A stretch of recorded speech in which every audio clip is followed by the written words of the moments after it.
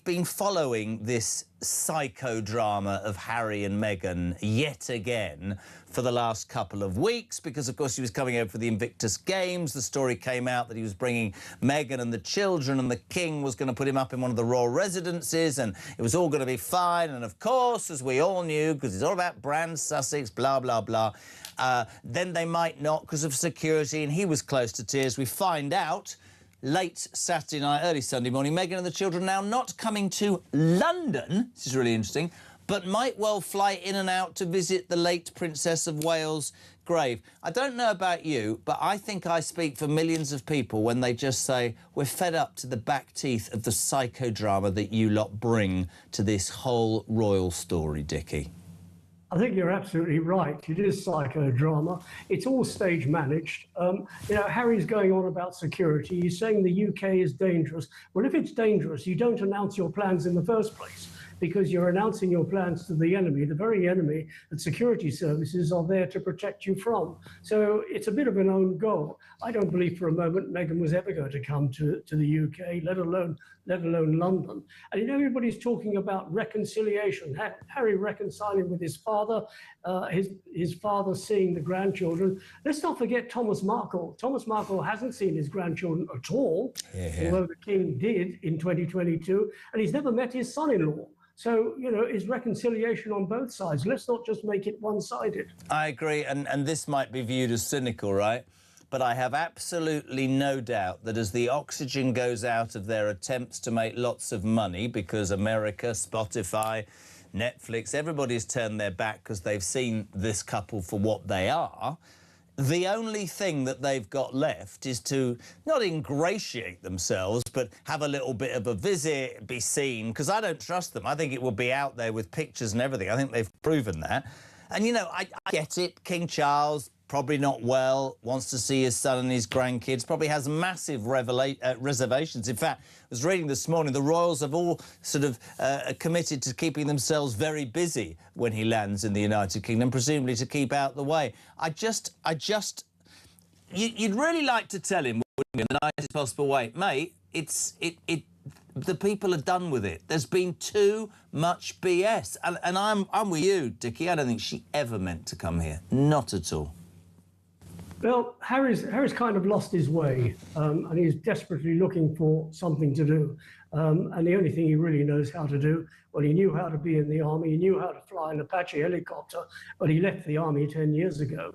So now he's looking for something to do. They burnt their bridges in the United States. People have seen them for what they are. They're not making money anymore. They need to make money to pay for their lifestyle. How they're going to do this is anybody's guess. The closer they can get to the British royals, to the family, the more the Americans will say, yeah, well, they're still close to the family, we can still use them. But they're not close to the family, and people are running a mile from them.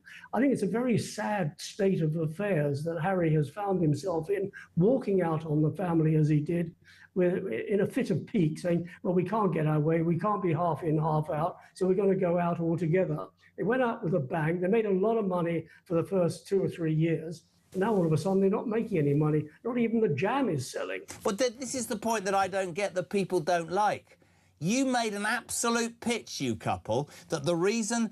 I've watched that Oprah Winfrey thing. I did television for quite a while. That was stage managed, but they called the British royal family racist. So why is it when the jam orders dry up that what they want is to be seen, or a picture or some news about, as you said, they're still close to the royal family? I think you've nailed it, Dickie. I don't think the royal family are close to them. I think that they have made their beds, and I think that lying in it, they've suddenly realised it's not as good as they hoped it would be. And I suspect that the entire royal family has massive reservations, because whenever they come, or whenever there's a meeting, it's released to the press. There's always somebody on behalf of them. Listen, if my dad was ill, I would come and see my dad without making a big fuss about it. He's making a big fuss about it because it's their oxygen. That's the truth. Well, everything they do, they announce it. They haven't got a very good communications team, because if you've got a good one, you don't announce it in the first place, because Harry is terrified bringing his family here. I don't know why. Yes, we do have problems, and it's pounced upon by our security services, but don't announce everything that you're going to do. You're going to come in, arrive quietly, arrive privately, Make arrangements with your family to see them if they want to see you, but don't announce everything in the first place. It's fodder for the tabloid newspapers. It's fodder for those people who might want to do you any harm, might want to do your children harm. Just keep stum. You were trained to do that in the army. Do it in civilian life. Couldn't agree more. There are some rumours about this next question to you. Apparently the rumours say that she might do a surprise visit later in the trip. We talked earlier about, you know, they might go to Althorpe, but I don't know how that's less dangerous, but there you go. That, again, to me, is just to create headlines. Either you're coming or you're not coming. By the way, love, nobody really wants you to come anyway. You know, it's a whole big PR exercise. If you're going to visit your deceased mother-in-law's grave, you don't announce it. No. You go. You go with respect and with dignity. Unfortunately, there is no such word as dignity in that family, and that's the problem of it all. And besides, you mentioned about the royals having engagements. These engagements were planned 6 months ago. They haven't just suddenly happened just because Harry happens to be arriving. They've been in the melting pot. They have a program meeting at the end of last year. They say what they're going to do, and it's all put into the diary for the first 6 months of this year. They've had a program meeting in May, which is put into the diary for the last 6 months of the year. So these haven't been suddenly arranged just because Harry is coming and Meghan might come. These have been in the melting pot for months. Do you think she'll ever come back? Final question. I hope not. Dickie Arbiter. Oh, Jesus. Anyway, an hour ago, they said Prince Harry has accepted an offer to stay at Buckingham Palace. He's been dealing directly with the King. Meghan's not coming.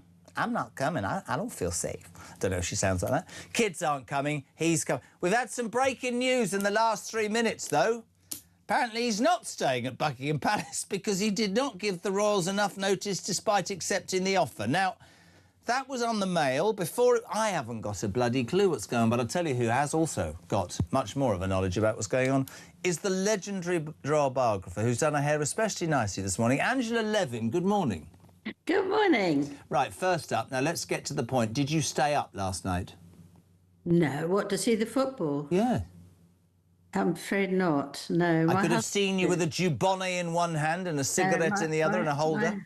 My husband did, but I went to bed. Oh, was he excited? That didn't sound right. Yes, he was surprised. He didn't think they would win at all. Did he wake you up this morning and go, Ange, we won?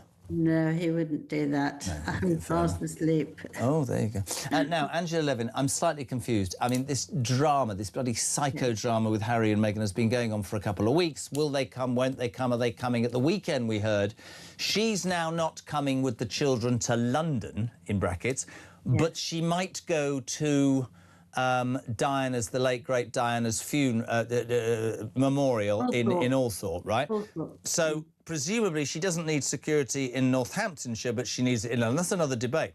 Then this morning we come into work, and an hour ago we hear that Prince Harry has accepted an offer to stay in Buckingham Palace, offered to him by the King, which I jokingly said is they've probably offered him that because nobody else stays there anymore. But we've just heard 5 minutes ago that the Mail have just said that he's not staying at Buckingham Palace because he didn't give the royals enough notice despite accepting their offer. Please shed light on this madness, Angela Levin. Well, I think he's playing tricks, actually. The more he could make it look that, one, the King is not helping him at all. Two, that he doesn't like the staff there. So he's making it extremely difficult to make things muddle things up for them. I mean, it is too disgusting for words. And I think that, well, he wants people to think that the King is not very important and he's more important. He and Meghan are much more important to get people to do what they want. And if they want to go here or they want to go there 5 minutes later, somewhere else, absolutely, because they're so important. I just think it's a child trying to pretend that something about him is important. Is not anymore. Nobody's interested in him anymore. Very few people like Meghan, unless she's going to sell her jam or no honey, isn't it, this time? Oh, is it honey? That's what she's going to do. And I think that it's disgusting to do it. Absolutely. Well, it's really interesting because somebody said to me the other day, actually, which was really interesting. They said, oh, we're very I tell you what I'm anti. I'm anti the manipulative duplicity. I'm anti the psychodrama. So I go, right, so if I'm Prince Harry, I've made my bed, fine. My wife, California, but I love my dad. I'm never going to get back into the position I was, but I'm just going to go and see him because he's got cancer, but I'm not going to make it such a pain. It always has to be so public. We know, don't we, that the royal family don't trust a word isn't going to be let out, so none of them want to spend any private time with Harry and Meghan because they think it'll be in the papers in a heartbeat. But the thing that really surprised me, I'm going to take her out of the equation and concentrate on him for a minute. I cannot believe his naivety, Angela, that he's still... I mean, we had a situation last week where they were saying, oh, he nearly cried because he feels so let down. The truth of the matter is, he's that stupid and thick that he cannot see that even, again today, he will, he won't, he will, he won't. The British people are fed up to the back teeth because they see him as entitled and arrogant and, frankly, sorry to upset everybody, a pain in the arse.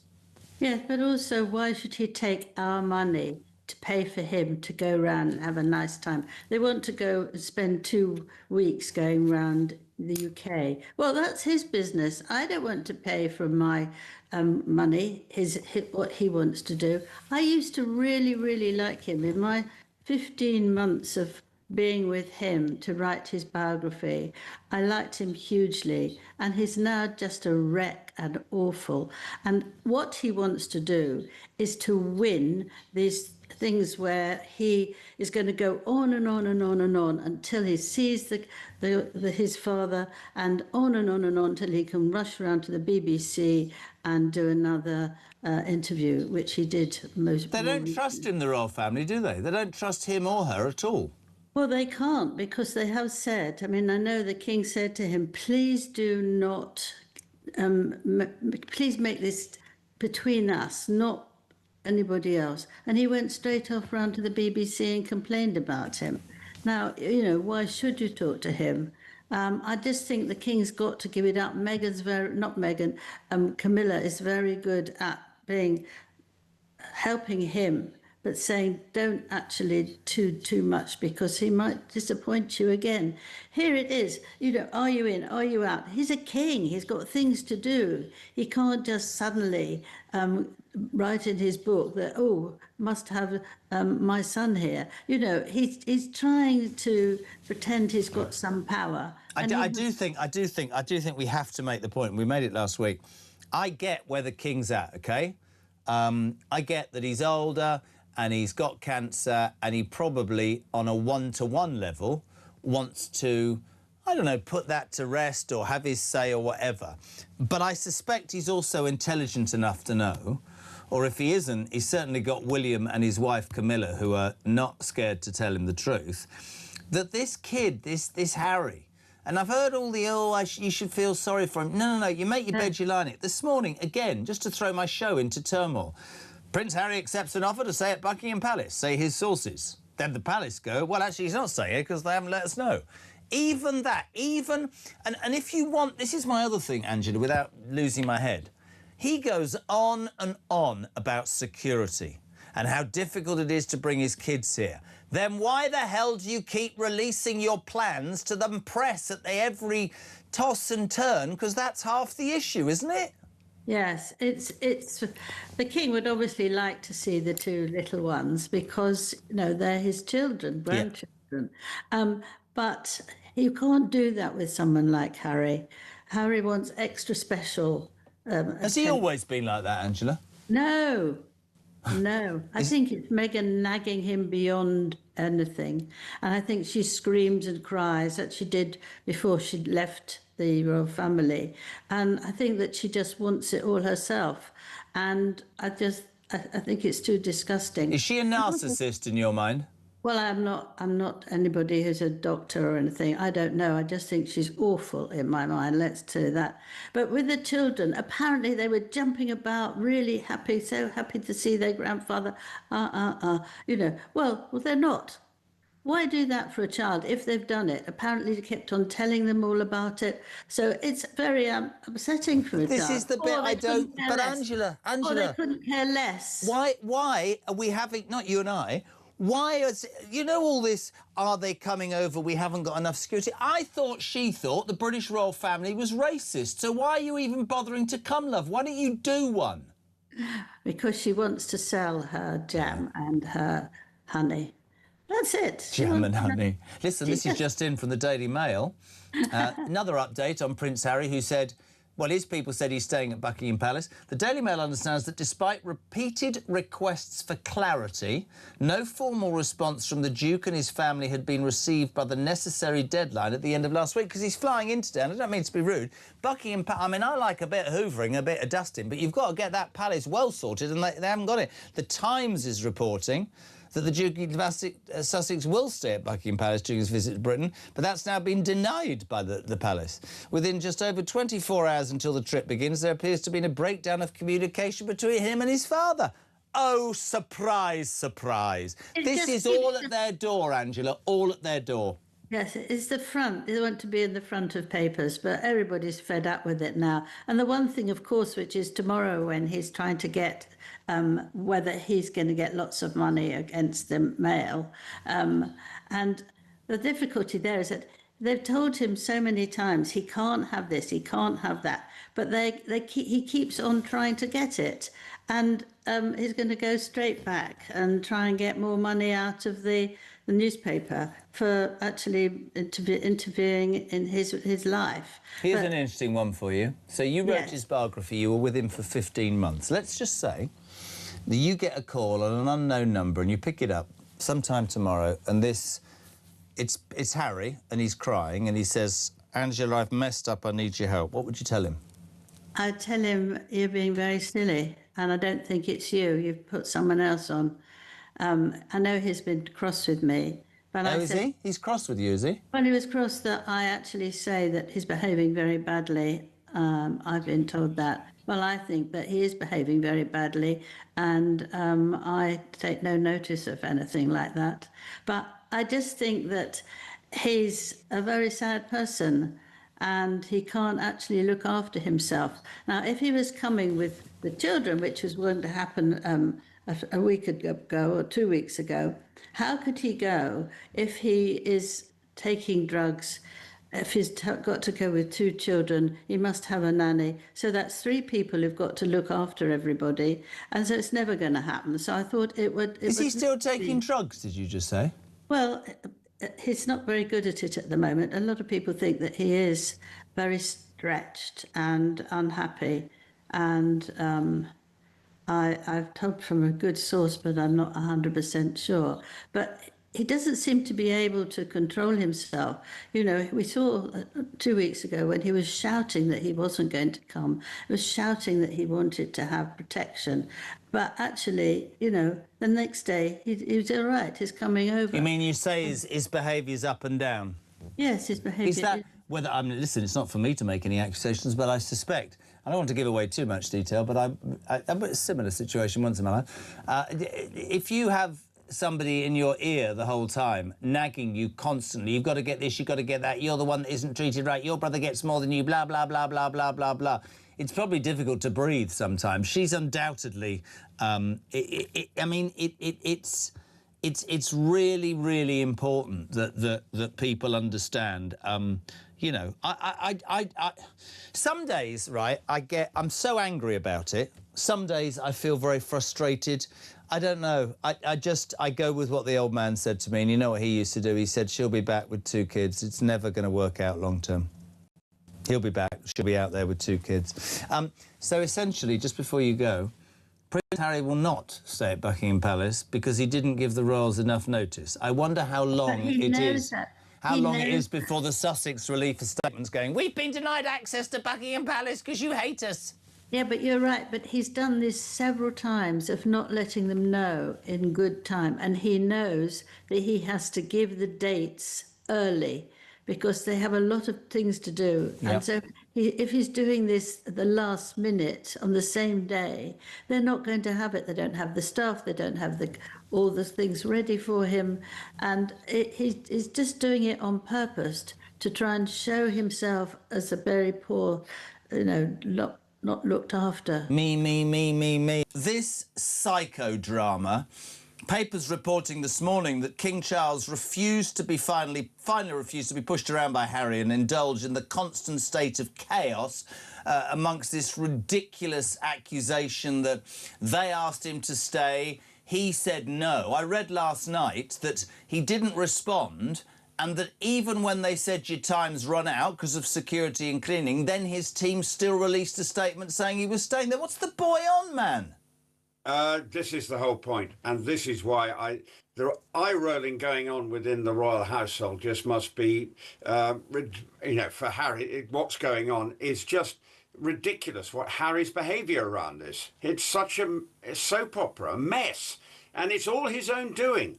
You know, if place hadn't been made from at Buckingham Palace, why didn't he just get on and accept it? Yet he says, well, staying in Buckingham Palace presents extra security issues.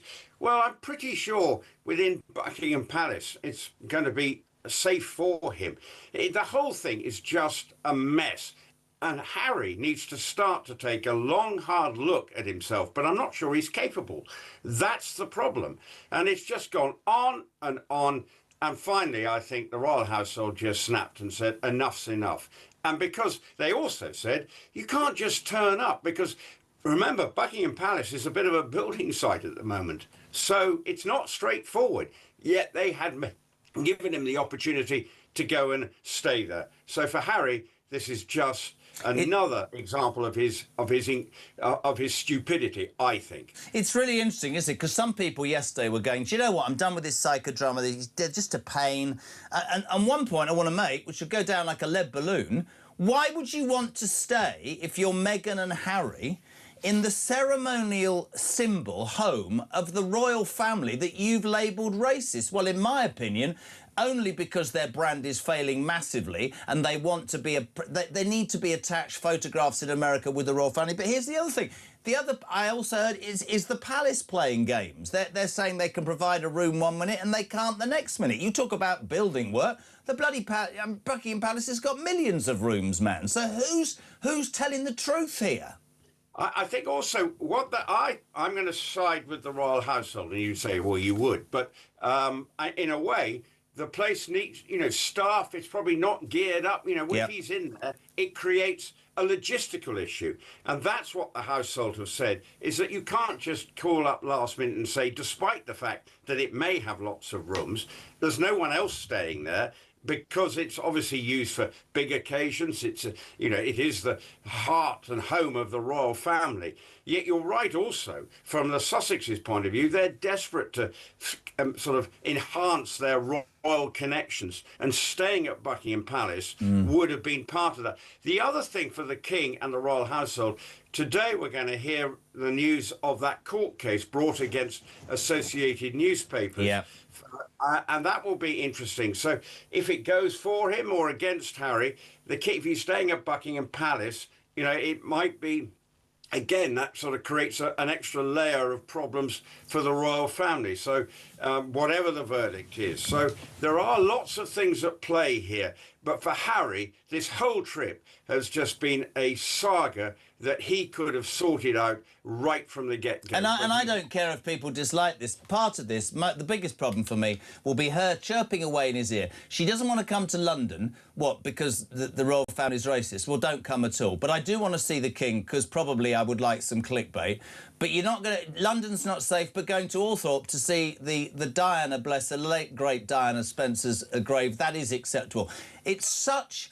And you're right, eye-rolling is the best way to describe it. I suspect that everybody's just fed up to the back teeth. I wouldn't trust them further than I could throw them. I would think that if they came, what would be in the newspapers in a heartbeat? And that's the issue. And Matty, you made the point. Matt Vickers is here. And you said earlier, it's such a shame because there are plenty of detractors about the royal family. And Belly and I would be absolute... we'd extol every virtue, how much they do for this country. The king doesn't need this crap, excuse my French, does he? He doesn't need it. Harry's just desperate for relevance now, isn't he? Yeah. He's going to fade away and disappear unless he can create more drama, make himself relevant, and get another series on. But does he not? But does he not know? I mean, you'd agree with this, Belly. The more people aren't going, oh, poor Harry. They're going, you're just playing games, man. The world is. You know this, Rupert. Matt knows this. I know it. There's real things happening in the world, and people just go, you entitled, arrogant... That's what they think. Well, they do think that. And also, why is it any different, the security problems in London, to going to Birmingham?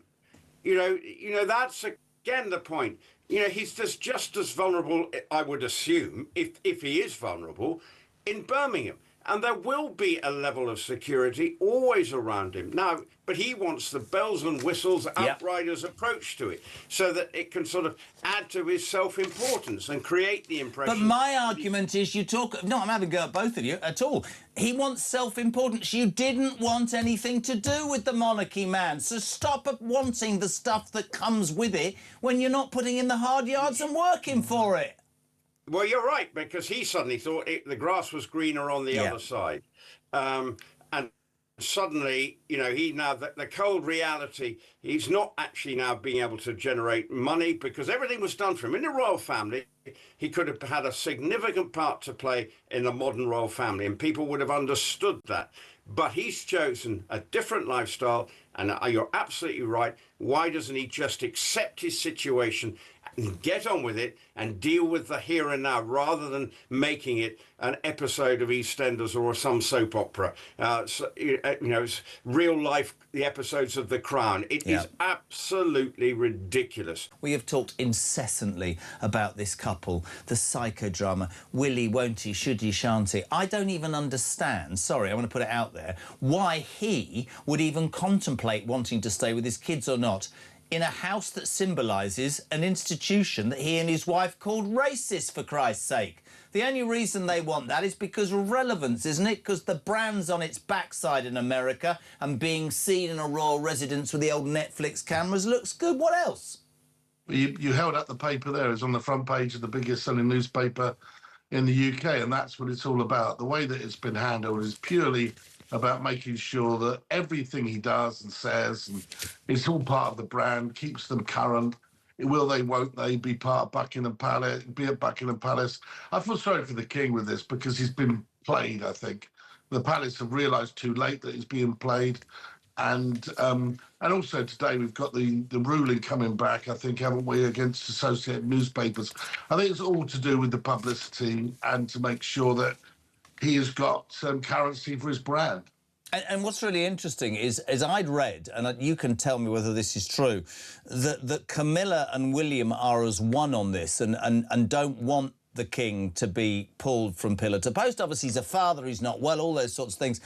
And it's difficult as a father to think your kids are manipulative little gits. But the truth of the matter is, hopefully the king will wise up, because nothing that this couple do, separately or together, ever leads me to think that there isn't some motive behind it, or there's a camera crew behind a tree, or they're trying to get a deal, Rob. Do you know what I mean? Well, the point with this really is that there's twofold. First of all, I think it is the courtiers have realised a bit too late, people like Sir Clive Alderton, a bit too late, that Harry's playing them. And I think that they realise that you can't get involved in a situation whereby you could undermine the king's position constitutionally.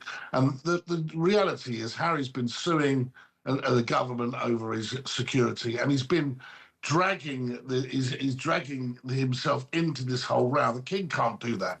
He just can't get involved. Yet by offering him a place to stay, I think when he was told his grandchildren were coming, he was just doing the right thing. Look, if Harry is seriously worried about his security, where is his due planning? Where is his reconnaissance? If he thought there was a chance he wouldn't be coming to Buckingham Palace or staying at royal residence, where's all the planning for this trip? It seems to me highly suspect, because if he was coming to do this trip and he hadn't accepted the accommodation, what other plans has he got in place? What has his own security done? And by the way, what about the question that she, of course, Madam Nightmare, she's not coming to London because it's not safe, but it's safe to go to either Birmingham for the Invictus launch or to go to Northamptonshire to see Diana's grave. So who made that decision, that if they're going to be allegedly under pressure or attacked or whatever, who says that they're not? It's ridiculous. It is a game, well, right? There is no pre-planning gone on here. It's all a load of nonsense. And you're telling me, well, there's somewhere, I think, are they with Elton John or in Portugal or whatever they're doing? So that's more secure than, a royal palace that they didn't accept. And also it's blatant rudeness. The bottom line here is if any of my kids said, oh, they're going to come and stay with, if my son said he's going to come and stay with me, he'll let me know. Yeah. It's just how well you're brought up. You don't, if I offer, say, oh, yeah, you can stay, and then nobody responds, then the chances are that they're not going to come. Absolutely agree. Where's he stayed, by the way? Because he touched down last night. Do we know where he is, or are we not allowed to say that? Exactly. We're not. Well, we don't know where he is, but it doesn't appear to be at Buckingham Palace or a royal residence. I'd love to get. Don't go anywhere, John. You're top man. Sophie Ellsworth, News Corp's Australia and Europe correspondent. What do the Aussies make of the debacle that is Harry and Meghan? Well, the Aussies aren't a big fan of Harry and Meghan. We just had that tour where, I don't know what it was, a pretend royal tour where they came out to Australia. But they are causing the royal family so much harm because these stories make all the headlines in Australia. And I think, Jeremy, what is really sad here is you have a king who has cancer, who doesn't get to see his grandchildren. Absolutely. And there's this media circus because 1 minute they're coming, they're not coming. 1 minute they're staying, they're not staying. Where is he? Could be in an Airbnb somewhere in London. Who knows where he is? But why not put a focus on his good work and stop all these games that he seems to play? I don't disagree with you. I'm not sure what good work. Just to bring Robert back in, and I completely agree with what you said. My problem is, you know, apart from the psychodrama, and if I was in the royal family, I wouldn't believe a word they were saying because I think there would always be a motive. You want to what? Presumably see your dad because he's ill. You and I know, we all know this. If my dad, who was not here, was ill, I wouldn't. Why announce it in the papers? Why not just go and see him? This whole debacle is for publicity. And here's something Kinsey Schofield has been saying for months. 2 words. Thomas Markle. If it's about your grandchildren seeing their grandparents, you've left a man in a hospital and you haven't had words with him for however many years. Would you not agree with that, Robert? Yeah, but Jeremy, Thomas hasn't got millions of pounds, has he? So therefore, I think what we're dealing with here is a couple of have been described in the past as grifters, not inaccurately. I think that this is all about money. I think in the end of the day, they know that the king is not very well and he's probably not got a long time to reign. And they want to try and sort out their money. But in the meantime, they're trying to play the victims here. And it's just a tobacco. I mean, the whole thing is a mess. It's like they're agents of chaos, they've been described as. The truth of it is, in all of these things, is that you've got the BBC going out live, you know, saying, oh, they're staying at Buckingham Palace, and then having about less than an hour later having to say, no, they're not. I know, I was doing... the counter-briefing and the briefing. How ridiculous is that making institutions in this country look? I mean, that's ridiculous. The BBC are buying into this nonsense that they're pumping out. How are you? I'm great. How are you? She said to me, you look well. I said, you look well. I said, I had Botox yesterday. She said, you have work? I said, yes, fake teeth. Do you not know the story? This is absolutely true. They took the Jeremy Carr show to America. I was quite, you know, I mean, I've been doing it 5 years and they take me to this massive house that they've given me on 58th, Jane, and then down at the bottom, Jane, in Manhattan, families, nanny, and then they take me to the studios and I get out of this Escalade on 58th and there's like a 100-foot poster of my face and there's about 100 people and it's the Jeremy Carr show and it's like, oh, my God. And I walked into this meeting, 2 massive security guards who do things like this. They go, he's moving. Literally unbelievable in America. And we got into a meeting and this bloke came and he said, I'm the production... Oh, my God. And I said, sorry. He said, oh, my God, no. I can't work with this. Oh, my, look at his face and his teeth. Oh, my God, no. I said, sorry, you're working for me. He said, darling, you need some work. This can't work. HD. Oh, my God. So from that moment, my face has been frozen. I had all my teeth removed and they're as fake as well. So I'm basically fake as anything. So and you had more security than Prince Harry. Ba-dum-bum. Ba-bum! How did we get there? Yeah, I was happy. Prince Harry is causing you sleepless nights, isn't he, Kinsey Schofield? He's keeping me pretty busy since I arrived. I knew last week that we would have the verdict in his trial against Associated Press. Newspapers, yeah. So that's, Associated Newspapers. That happens today at 2 p.m. But, you know, he has been playing the will they, won't they game, which we've discussed over the last 2 or 3 weeks now, whether he would bring Meghan and the children. So far, it's just Harry in London. However, he is still leaking to his favorite media entities that he is still considering Meghan coming, maybe appearing on Friday at his Invictus event, and bringing the children over to take them straight to Althorpe to see his mother's grave. So for people who don't know, and for people who are so, you know, switched off, they don't even care. This story, right, yesterday on air, we announced breaking news that he was going to stay at Buckingham Palace, and 20 minutes later we announced breaking news that he wasn't.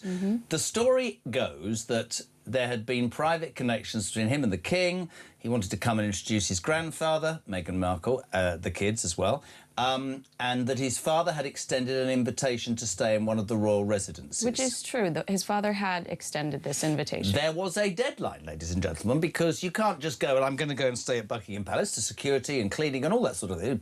Bits are open to the public. It's not a Holiday Inn. No, it's not a Holiday Inn. There's no fruit machine in reception. Been there a couple of times myself. And seriously, there's no carpet on the ceiling. And so, which there are in some receptions and some hotels. But there was this ridiculous scenario where the palace were accused of, oh, you're not staying there now.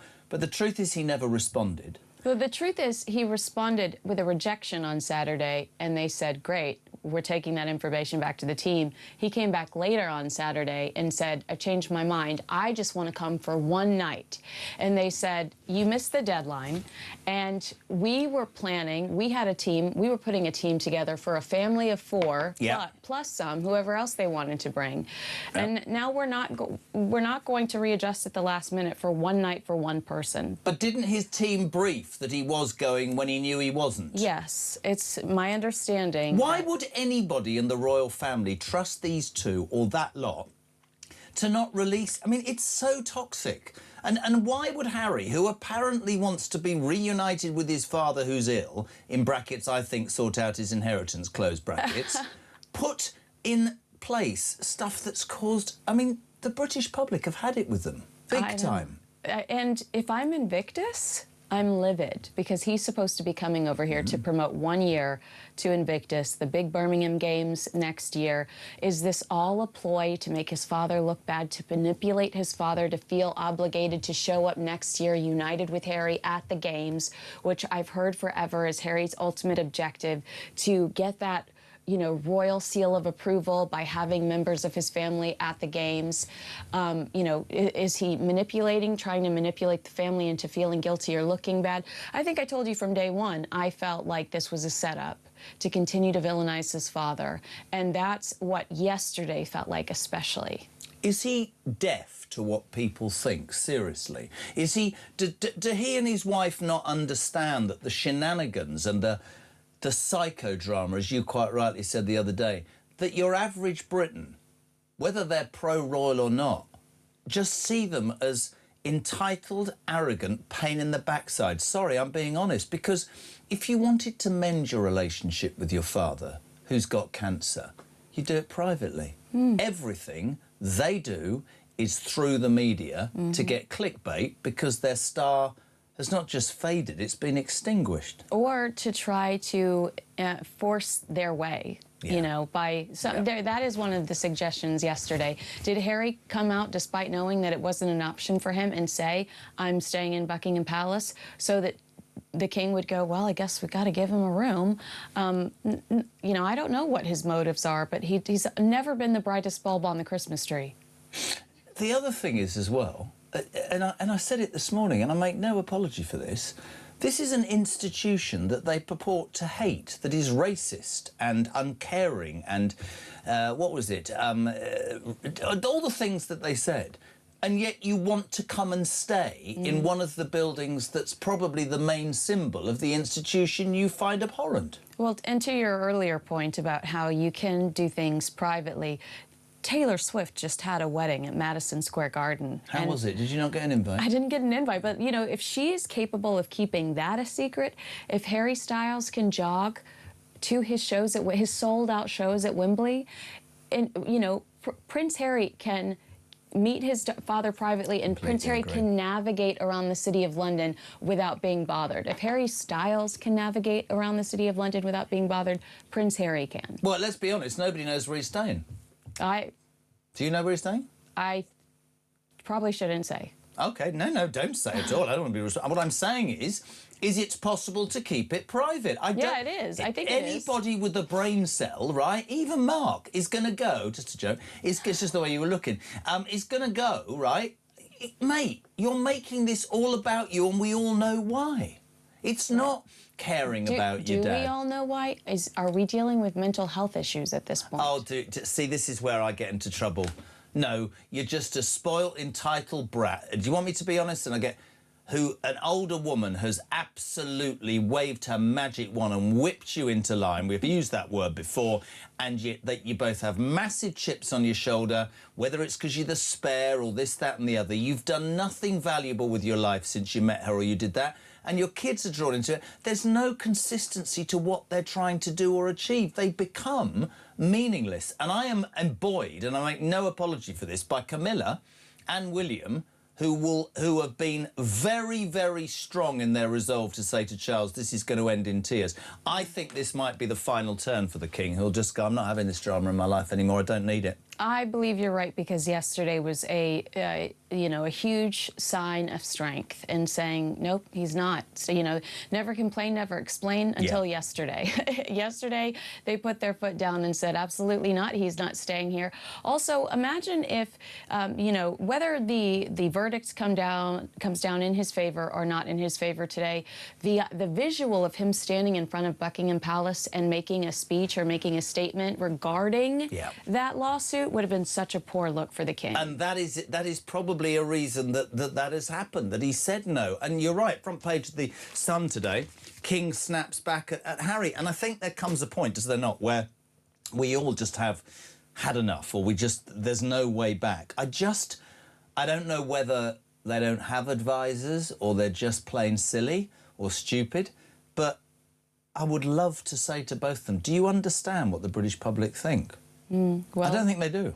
They're going to find out. I mean, I think that if Harry does have any engagements where there is a crowd, that he will be startled by the negative response he gets. And also, very quickly, in a couple of minutes, apparently she might come. She might come on to Friday. Go to Diana's grave. So it's safer in Northampton and Birmingham than it is in London, yeah? Well, and don't forget that Diana died the last summer she was on this earth because her brother told her, I can't protect you here at Althorpe. She wanted to stay at Althorpe, remember? And her brother said that that's not safe enough for you and your family here.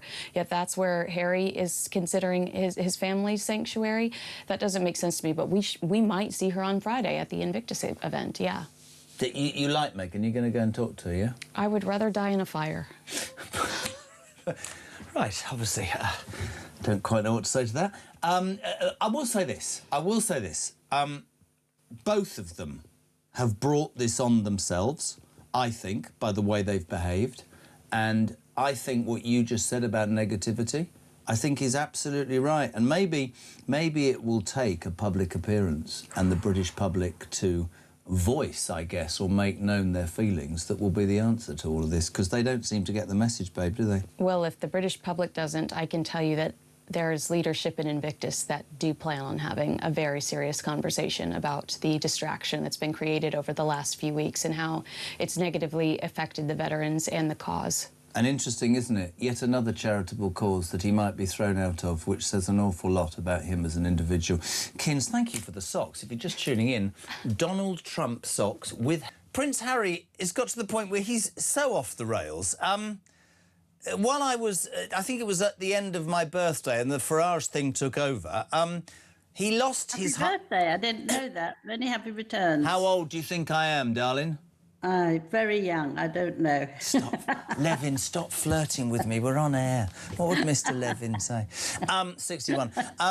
He lost his court case, of course, against the Associated Newspaper, the Mail and the Sunday Mail. And I found it quite astonishing, the numbers of journalists that have come out from those newspapers saying, we did our job correctly and we have been utterly vilified. There's a story this morning in the Mail, which is, by anybody's standards, bizarre. Please do go and read it. This is from Charlotte Griffiths, the Mail on Sunday's editor-at-large, a lady who knew Harry and 20 years ago went for a weekend with lots of friends and him. And I mean, this is an astonishing story about how he put a white pill in her mouth that she didn't know what it was. They snuggled up watching a movie, and then he tried to sue her when he decided that the newspaper was no good. I mean, the story is unbelievable. Well, he claims that she didn't know she was a journalist. That's what. So he thinks he'd played with her and made a terrible fact that she was that he was not did not know that, and I think that's ridiculous because he knew very well. But This putting of a white pill in her mouth, this journalist, when she was 20-something, we know, don't we, that his extensive past drug use, he talked about in his 2023 memoir, Spare, and he said he took Class A drugs like cocaine when he was a teenager, started around the age of 17. It wasn't very much fun, but I did it. I mean, it's just astonishing about this guy. He did it for a trick. Did he? She took it out. She was on GB News this morning, and she said all this, that she knew it wasn't real and it didn't look like anything and it wasn't anything. And if she did eat it, which she didn't, it was just something to get your energy going.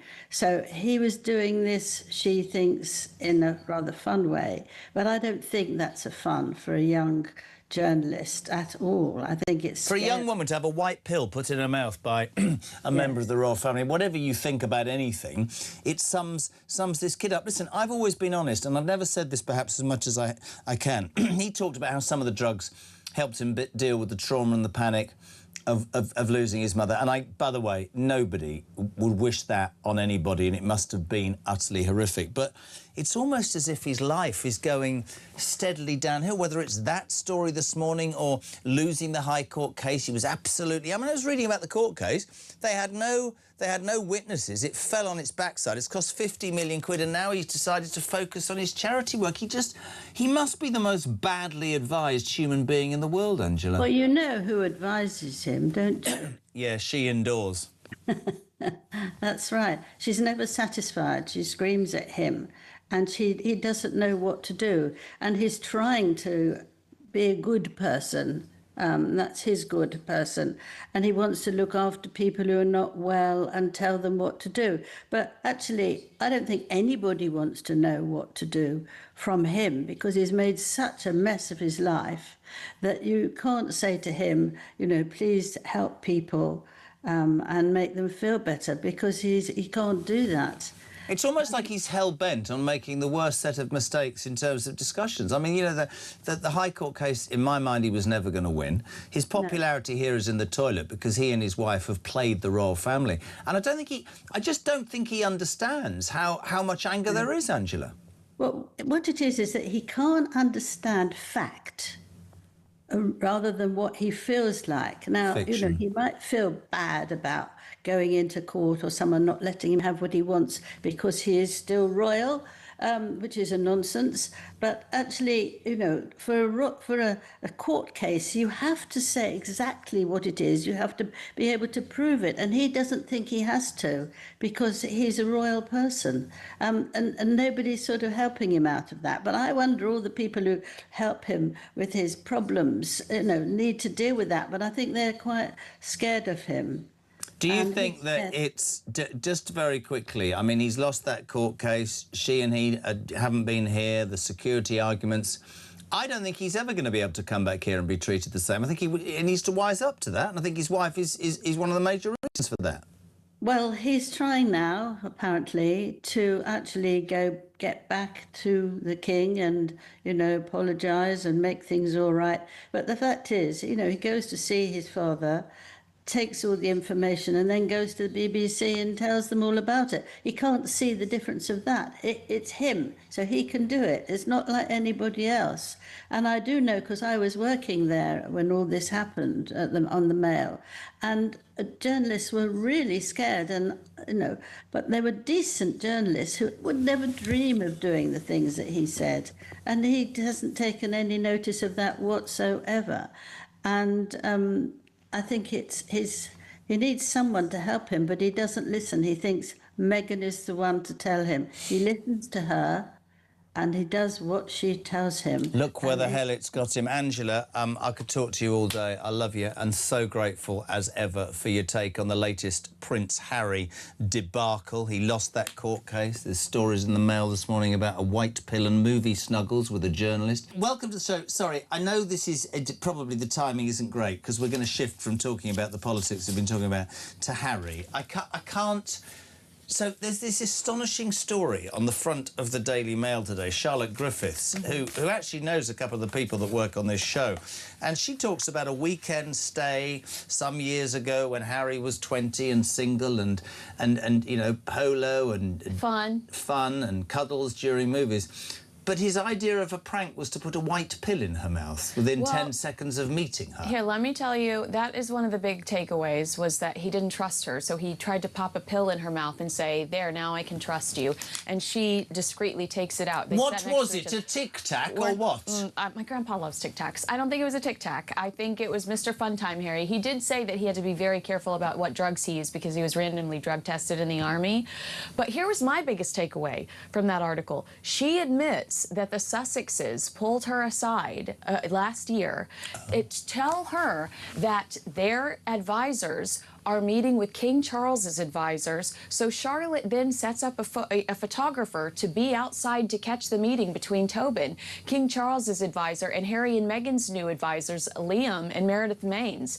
And remember those pictures that went everywhere? And she says, I was told about that by Harry and Meghan's team. I set up the photographer. I ran that story. Then Harry and Meghan went and briefed the Telegraph and said that they were angry that somebody at the palace must have leaked that story. And her reason for telling us this is she's saying, there's Harry on the stand saying that no leaks from my team. We just don't do that. My friends don't leak. No leaks from my team. And she's like, we know they do. Well, but now we have proof in the Daily Mail with Charlotte Griffiths telling us step by step how they used her, and then he turned around and took her to court. And this is her opportunity for redemption. But she does say, I'm 42 years old now, I'm married, I have children, I'm not a party girl. She doesn't appreciate the way that on the stand they tried to tear into her morals and values. And she said, she said, Lady Colin Campbell called me a drunkard. I'm not. I was a young girl. I was having fun. And she also says, like, I protected him for the most part until legally I was required to hand over all this evidence that suggested we did have more of a relationship than he let on. I know we keep coming back to it. Earlier this week, he lost his court case. £50 million, along with some other people. I think Elton John, David Furnish, a couple of other people. Again, we sit here and we go, I mean, he called it a travesty of justice. He said it was a whitewash. Racist. How do you think this boy will ever... grow up? Yeah, recapture reality in his head? Because I just don't think even my 2-year-old makes as many strategically obvious mistakes as he and her... I'm being completely honest. I know you are. Doesn't seem to get anything right at all, Kins. Nothing. Well, I think that we've said it 1,000 times, but your advisors are poor, and you know, we saw that this week with he's staying at Buckingham Palace. No, he's not. My source. Where is he saying? Oh, we're not allowed to say. My source is saying that was a setup. That whole tsunami of headlines was a setup to try to make the king look bad, to try to, bully him. Why would you want a relationship with a man that you are patently behind the scenes trying to make look bad? If your dad is ill with cancer and you want to see him, do it quiet. What is his problem? The king has got to put his foot down and say, I can't trust you. No. When you think he will? No, I think he has to. I think he will, because this week Harry has continued to prove that he is a liability to the future of the monarchy. Yeah. He is undisciplined, he's unpredictable, and in my opinion, he's dishonest. And that is not somebody you want around an institution that is so important to... I mean, culturally, I think it's incredibly important to the United Kingdom. And also, at a point where, and we've said it, you think of Andrew Mountbatten Windsor, you think of the stuff that's changed within the context of the royal family, and never has there been a bigger time for transparency or them seeing to do the right thing. Strip them of their titles too. I don't understand why two people who believe that everything to do with the monarchy is racist are even using their titles or coming to want to stay in Buckingham Palace. There's such a dichotomy of it's madness. Yeah, if I were King Charles, I would strip them of their titles. But unfortunately, we're constantly talking about the bleeding heart. And yeah, I'm sure he's a very sweet man. And I know he's King Charles, and I know he's ill. But it's okay in this scenario. You will win more fans if you... Yeah, but I suppose, right, and I'm not just saying this, being in the same position, it's his boy. It's his blood. He probably still thinks that the mother hasn't been around and probably blames himself and all that. But the truth is, you're right. Anybody with a brain cell will go, listen, Charlie boy, he's taken the what's it and has been for years. They want what they can get from just using an institution they purport to hate. Meltdown in Montecito as Meghan Markle and Harry unravel over their all-consuming obsession with security amid growing fears for their sanity. The gruesome twosome's 11th hour decision to plunge their on-off British homecoming into confusion and chaos has left poor King Charles bewildered. All the more so following disturbing reports that the increasingly unhinged Harry believes that his father's courtiers want him dead. Not for the first time, he has voiced his paranoid conspiracy theory that the British establishment is plotting to have him taken out. Repeating this fantastical nonsense has only served to amplify suggestions that His Majesty's second son has gone stark staring mad. The dim Duke is convinced that the sovereign's sinister servants are somehow laying a trap for him, luring his unsuspecting American family into danger with an invitation to stay at newly refurbished Buckingham Palace during their planned 5-day visit. Quite why Harry harbours grave concerns about the welfare of Meghan and the kids behind the heavily patrolled walls of London's most high-security building is something of a mystery. It just doesn't make any sense, which points to the growing worries over the unpredictable prince's fragile state of mind, frustrating all and sundry with a deranged will-they-won't-they guessing game that poses unsettling questions about his stability. Not to mention Meghan's stability as she seizes the opportunity to exploit this newsworthy soap opera to advertise more of that overpriced tat that no one wants to buy on her hilarious jam and honey online site as ever. Her ladyship is said to be fueling the flames of this sordid saga with her deep-seated reluctance to return to Britain, a country full of fuming former fans whose love for her was swiftly replaced by dislike and contempt after she branded the UK a nation of racist slave drivers. Ms Markle is mortified at the grim prospect of an icy reception and a cacophony of boos wherever she goes. Hey, Meg. Guess you reap what you sow, eh? Causing this a last-minute circus of uncertainty comes across as the bizarre behaviour of tantruming teenagers who didn't get their way. Harry's hysterical antics are hardly the measured and civilised way things should be done in refined royal circles. The king is devastated. William is incandescent. Dismayed palace staff are throwing up their hands in shock and disbelief. And still, no one knows what the Sussexes' precise plans are. Least of all, it seems, them. Their eagerly anticipated transatlantic trip was supposed to be Charles's chance to see his grandchildren Archie and Lilibet for the first time in 4 long years. But now, thanks to the petulant prince and his willful wife, the heart-rending reunion looks less and less likely to happen.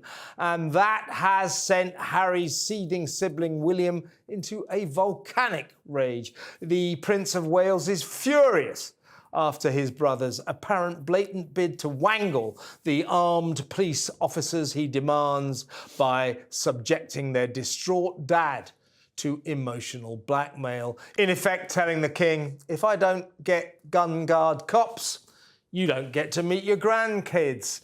The plot thickens as it transpires that stories planted in the press that royal security chiefs were set to change their minds and provide Harry and his family with 24/7 bullet-backed safety were just that, stories. In fact, despite the Sussex spin machine's efforts to persuade us otherwise, the initial conclusion of the British government's Royal and VIP Executive Committee that runaway Harry and Hollywood wannabe Meg do not qualify for taxpayer-funded security has never wavered, because the dismal duo neither warrant nor deserve it. The desperate Duke and the difficult Duchess remain welcome to pay for their own safety arrangements and will be guarded by police whenever they are in regal residences. But Harry's multi-million-dollar legal battle to garner the same comprehensive deal provided to the Fab Four, the King and the Queen, William and Princess of Wales Kate, spectacularly failed, as has his forlorn strategy to turn the tables with a few stage-managed misleading headlines.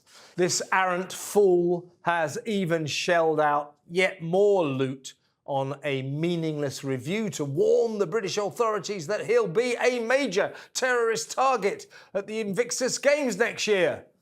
Well, don't come then. As this tawdry turmoil continues apace, the King has once again reminded his obstinate son that he has no power over official matters of royal security.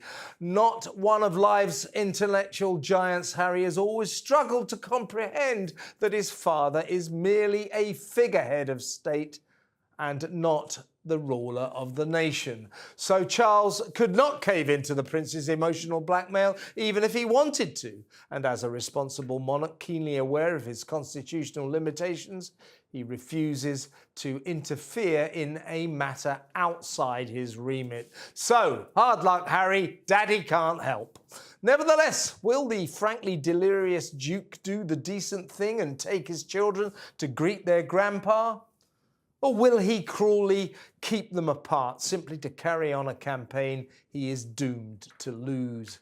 That is the question. Meanwhile, if you spot a ginger geek shuffling around London searching for something he's lost, that'll be Harry, trying to find his marbles. Unfortunately, you can't get away from the royal family, though, and you don't seem to be able to get away from Meghan Markle, despite my best efforts. Absolutely right. And, you know, there is this... It's interesting, there was a story this week about the kind of people that go to Wimbledon and that, you know, it's changing and there's too many sort of influencers there rather than, you know, some of the kind of people that... I mean, at least Cliff Richard is still there.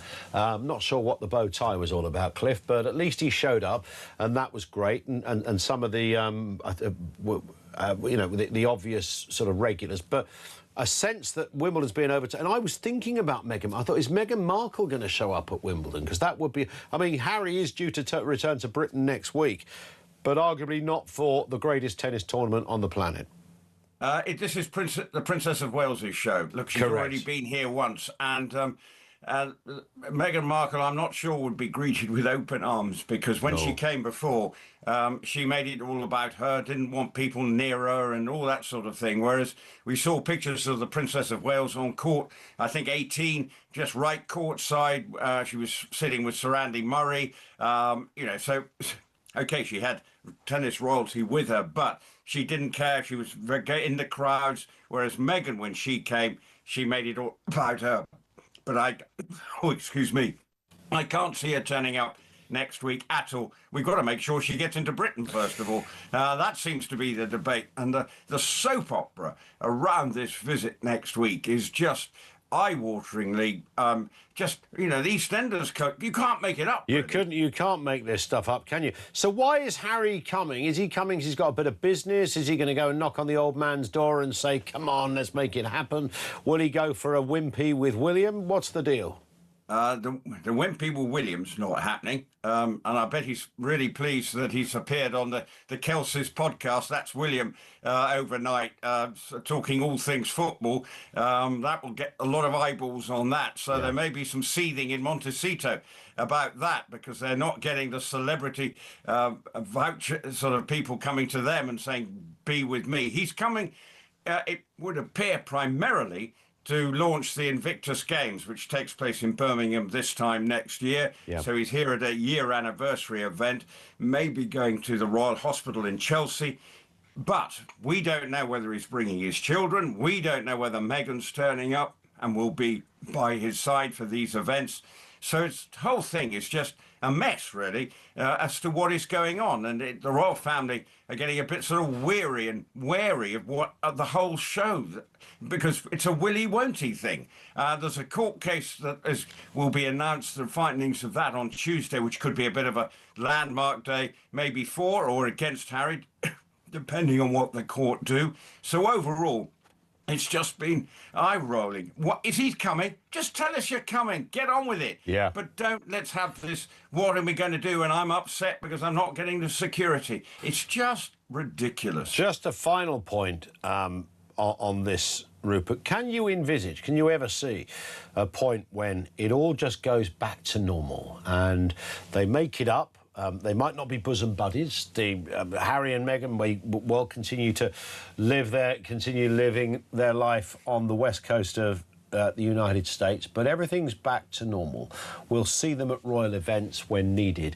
We'll see Harry alongside William walking out of the palace somewhere because they've had a night out. Is that possible, likely, inevitable, or never? I think you need to check what was in your bacon baguette this morning, because you seem to be living in La La Land. I know. I'm a romantic for the old royal model. Well, I think that in the real terms, yes, of course we'd like that. But there is so much bad blood in terms of what Harry has said about members of the royal family, and in particular William, and what his role in this all is about, that at the moment that is not happening. What we need to see is that when they do stuff, there is not this, as I say, soap opera surrounding whatever they do, because they just want them to get back to normal, as you say. No fuss, no bother. Nothing gets leaked to the press. Nothing is revealed out when it shouldn't be. So yes, but that is a long way down the line. So not at the moment. And this week, showing what's coming up next week, just reflects the fact that there's a lack of trust between all sides. So if he's coming, I hope he's able to do good work for the Invictus Games, something I think is a wonderful thing that has been done to help serve his people sort of rehabilitate and give them some challenges that helps with their rehabilitation. And if he is going to the Royal Hospital at Chelsea and supporting Well Child, things that are close to his heart, then let's just see it happen. Let's see the good of Harry, because when he was in the royal family, he did make a difference. But unfortunately, over the last few years, that good work has been undone, and there's so much negativity around him of his own doing that is frustrating one and all. What do you make of the news that Harry will now not take Meghan and the kids to London as part of his UK return? I think they all need to grow up. The fact of the matter is that the king has not seen his grandchildren now for many years, and this is a window of opportunity. We don't know conclusively how well the king is, and I don't want to start any speculation on that front. But we know that his cancer treatment is ongoing, don't we? We do know that he is continually being treated, and this is a window of opportunity for him to see his grandchildren.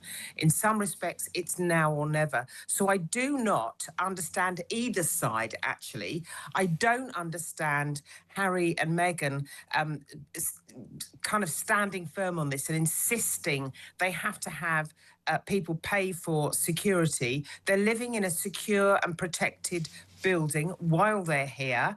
They should pay for their own security, or indeed, the king could stump up the cash and pay for the security. The fact of the matter is that you can't sweat the small stuff when the stakes are this high in terms of family relationships. They should come on this visit, and one way or the other, those grandchildren should be meeting their grandfather. It's not even a subject that should be polarising opinion on whether we do or we don't like Harry and Meghan. Are they grifters or are they not grifters? At the end of the day, the important thing is the grandchildren meet their grandfather.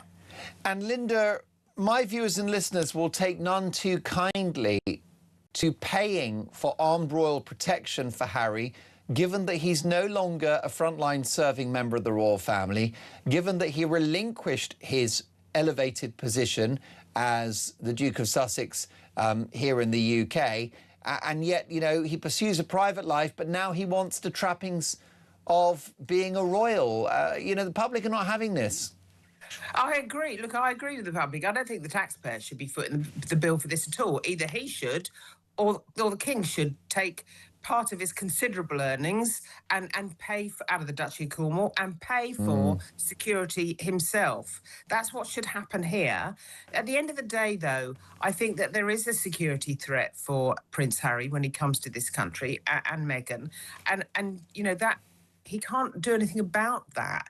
He's not someone who's built a public persona. He is someone that was born into a family. He can't get rid of being a member of the royal family. You know what I mean? He needs to. It's true. We need to sort this out. And that is the paradox of this story. But it also demonstrates to the palace that you just can't do business with these people, can you? With Harry and Meghan, you know, any interaction at all always seems to end in tears and in negative headlines.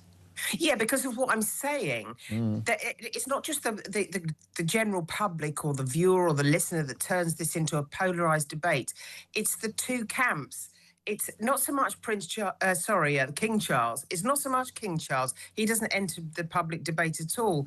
But Harry and Meghan, even unconsciously, even if it's unconscious, are driving forward a polarised debate in this issue when what really matters is family relationships. Meghan and children will not join Harry in London over safety fears. For reaction, let's welcome Talk's royal correspondent Rupert Bell. Good morning, Rupert. Good morning, Mark. What will the reaction be in the palace to the news that Harry will come to London alone? Well, I think it's just all part of this never-ending soap opera. Because will he, won't he? Who's coming? Will they come at the end of the week once he's concluded his business in London? I mean, the whole thing is just a mess of, let's be honest, of Harry's making. He's the one deciding that, yes, of course there will be some level of security, but he wants the bells and whistles version, which he's not going to get. And he seems to think that he won't be protected at all. Now, every assessment is made of if he's coming to this country, but Meghan, and he says, my family will not be safe. I suppose he's got some reasons for thinking that, but I'm not sure what it is. So therefore, once again, this sort of last-minute decisions, you know, it must be eye-rollingly annoying for members of the royal household as they try and work out exactly what they should try and do to facilitate his visit here, which ultimately is about promoting Invictus. There's going to be a ceremony sort of heralding the year before Invictus gets underway in Birmingham at the end of the week, which Meghan may still attend. But where will the children be? This is the great dilemma for the household. Can the king see his grandchildren? I've no idea, and I'm not sure. And Harry, of course, there's going to be the announcement of the court case against the Associated Newspapers. I think that's going to the judgment will come out on Tuesday, which could be a big negative for Harry if the course goes against him. So so everything is sort of up in the air again. It's desperately frustrating. And it's a reminder to the palace, to the firm, that you cannot do business with these people, Rupert. That if you have any kind of interaction with the Sussexes, it's going to end in negative headlines, drama, and a right royal circus. Well, yes. Well, I mean, it is so frustrating. It is a circus, and it's Harry's doing. We get sort of bits drip-fed to their favoured media outlets, which just adds to the, mess of the whole thing as well. So it just is one that there's no trust between Harry and the royal household, because they don't know what they're going to do.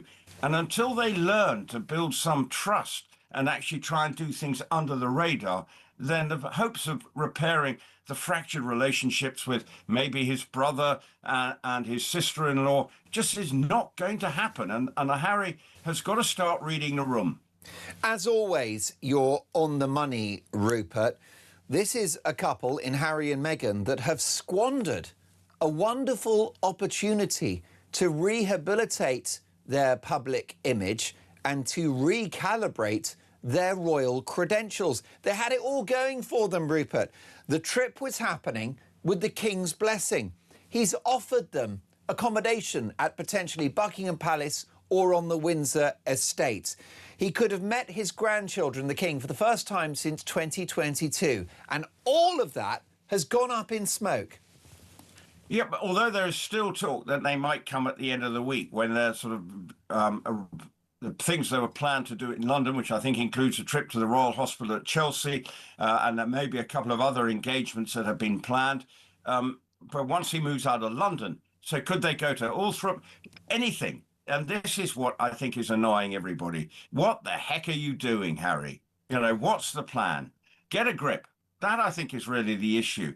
Why do we have to have, will they, won't they, sort of next installment? And, we're not sure. Yes, we're coming. No, we're not. Now we're still not sure if they're coming at the end of the week. So the whole thing is just a soap opera. And it's a soap opera of Harry and Meghan's making. And I think, for some extent, they like it because it creates a noise around them. Yes, and what it does is it perpetuates the victim narrative to which Meghan Markle is so attached. This is more material, isn't it, for a future documentary or a future book? Oh, we wanted to come to England for the King to spend time with his grandchildren, and they wouldn't facilitate our security. This unfortunately is grist to the mill for the Sussexes. Absolutely. And, I'm sure if there is a book or another documentary, this will be reflected in it and show and say, well, this is why we left, because we got no help from the royal family and they were prepared to put our lives at risk. I mean, that's the way they see it. Is that the case? I'm pretty sure, other members, the Princess Royal, yes, when she's on official duty has security, but when she's in a more private capacity, security is right down. Of course, there will be some level of security around the members of the royal family, and that includes Harry. But of course, he wants to be seen driving around London with the sort of full outrider effect that his brother and other senior members of the royal family have. Well, I think that you are not, Rupert, indulging in a conspiracy theory there, because I have it on good authority from Ken Wharf, a man that you know very well, Diana's former bodyguard, who spoke to me just a few days ago on my YouTube show, The Mark Dolan Show, which is all about the royals. And Ken Wharf, Rupert, said that this is not about security and it's not about safety. It's about Harry's ego, that he wants the cop cars and the blue lights and the police outriders. Ken Wharf said that there will be the bodyguards of the Sussexes who will have a liaison with the UK authorities. He also said on the record, Ken Wharf, that there's no way that the authorities, that the police or that King Charles will allow Harry and the family to come to harm. I mean, we all know that. So it is an ego thing for Meghan and Harry. They want to feel that they're still so important that they need to have absolutely everything. And I think Meghan's the one, ultimately, who craves this sort of centre of attention around her. And this adds to it by having the sort of full security outrider. Look at me, how important am I? Yet they're not. They're no longer members of the royal family. Yes, he's coming to promote Invictus, which I absolutely agree that is such an important thing that is done and what its objectives are. And same if he's going to Royal Hospital, Chelsea, again, all good news for those particular organisations. But the whole story around it takes the gloss off it with all the narrative around their security. It's a mess. And Rupert, I know that you're very interested in the views of our audience on this one, so let's take a voice note, if we can, from Sally. Good morning, Mark. Regarding Harry and Meghan's visit, when it was first mooted that Meghan might be coming, I thought never. She will never set foot in Britain again. And it was just an enticement to His Majesty the King. She is a wicked person for doing that. He should see his grandchildren, and Harry should bring them, whether Meghan comes or not. I think it's absolutely dreadful. Poor man. Now, Sally, that's very strong language in regard to Meghan Markle. The Sussexes would deny what you've said, but you're entitled to your view. And that's the problem we've got, Rupert, is an angry public who have had it up to here with the Sussexes. Well, it's just getting boring and tedious now. I think people are, just saying, oh, here we go again. It becomes a sort of, you end up just thinking, fatigued by the whole thing, because you can't actually think, there's always some drama surrounding Harry. Now, he would say, well, this is not my fault. I just want that, and I think I'm entitled to it. But his element of self-importance is creating the problem, and he can't just get on and say, right, let's just get on with it and do it, and then everything should be all right. Now, God forbid if anything happens, but then I'm sure there will be some level of security, because as I think when you're talking to Ken, the last thing is they want something to happen to him. So, I mean, I don't know why he thinks he needs this extra level when I'm pretty sure there will be a degree of security that should be fitting of what the security forces say is of his status and the threat level. Let's talk royals. We've not done that for a while, but I'm delighted to say it gives me an excuse to talk to Talk's royal correspondent, Rupert Bell. Very good morning to you, Rupert. Good morning, Julia. Are you feeling tired and emotional this morning? I've got not emotional, because I have to say that's the first time I've ever seen my husband watch football without a beer in his hand. But it was 5:30 in the morning, so maybe a little early even for us. But certainly tired. Now I wonder whether Harry's going to be tired, get a bit of jet lag when he arrives in the UK. There's been all this toing and froing and umming and ahhing about will they, won't they? He's coming over to Victor's games. Is Meghan coming? Are the kids coming? Are they going to be reunited with their grandfather they've not seen in 4 years? What's actually going on? No, I don't think anyone knows. I think the royal household are just tired with it. By all accounts, they offered accommodation. He then ummed and ahed. In Buckingham Palace as well. Yeah, and then they ummed and ahed, and they said, well, you've now told us too late. And also, they've got the thorny question of this court case, the verdicts coming out that he was obviously being involved in. We're going to hear the details of what the verdict is tomorrow. Explain what this case is. Well, it's basically related to going against the Daily Mail and phone hacking and finding out information through illegal means. And we're going to get the result of that tomorrow. Yeah, tomorrow. And also, if he was then staying in a royal palace, then that all makes it sort of slightly uncomfortable for the king. So there's that element too. But actually, if you look at it, 1 minute the children are coming, 1 minute they're not coming. It is, I mean, EastEnders couldn't write this script. It really is just a soap opera that Harry's creating, because he ums and ahs and thinks he's needs a sort of designer bells and whistles security. Yet you can see other members of the royal family just get on with it. He's also citing that he can't bring them to London, but he could bring them to somewhere else in Britain. So where does the security threat suddenly go easier? And that I find a bit confusing, because it's not entirely clear whether Meghan and the kids, whether Archie and Lilibet, are actually going to come to the UK, but they'll go and visit Diana's grave at Althorp and things like that. But here's the thing. You know me, look, I'm a Republican, OK, and I'm not a fan of how Harry and Meghan have behaved, and you know that. I still think he should have proper security. When we're talking about them getting proper security, we're talking about having someone there with a gun. He's clearly a kidnap threat, but given that he is an heir to the throne, very high profile, and he fought in Afghanistan for his country. And the kids, I mean, it seems to me that would be utterly reasonable for him to have that security. I've got no issue with that. And he's been battling with His Majesty's government on that as a security issue. I've got sympathy for him on that, although I don't know why someone who's worried about security is living in California. Doesn't strike me as the safest place to live with your children, but there we are. Well, this is the problem. It's not the King's decision. It is the Home Office's decision as to determine the security threat that could be around Harry. You can rest assured he won't be just left to flounder in this country without any security, because the last thing they need is something to happen to him. Well, exactly. What we're saying is the sort of bells and whistles, full-on security the working royals have. And that's what the RAVEC, the Home Office, have to decide. Of course, they'll be working out whether there's a threat. He hasn't helped himself by sort of creating himself to be a target in his books where he talks about the people he killed in Afghanistan. So he's been pretty brain dead about trying to make sure that he doesn't draw attention to himself. And he has all the time. And this is the problem. And I think, yes, he's coming to launch the Invictus Games on Friday. He's supposed to be going to the Royal Hospital in Chelsea, I think, tomorrow, around an event. But it's just this will he, won't he? Yeah. As far as I'm concerned, Meghan doesn't really want to come here.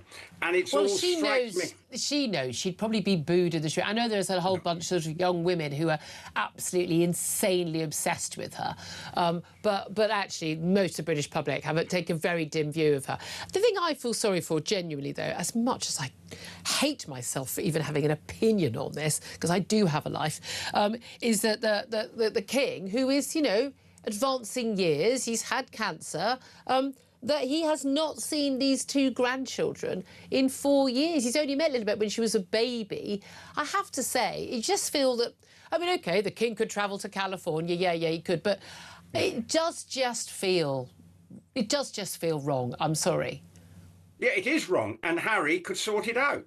But he could go privately. No fuss, no bother. Probably, for instance, go to Balmoral. Security would be absolutely perfect there. If the King's in residence, all the security you need, and could have a lovely Scottish holiday. Yeah. Why not? But then you got the thing like Meghan's own dad doesn't get to see the kids.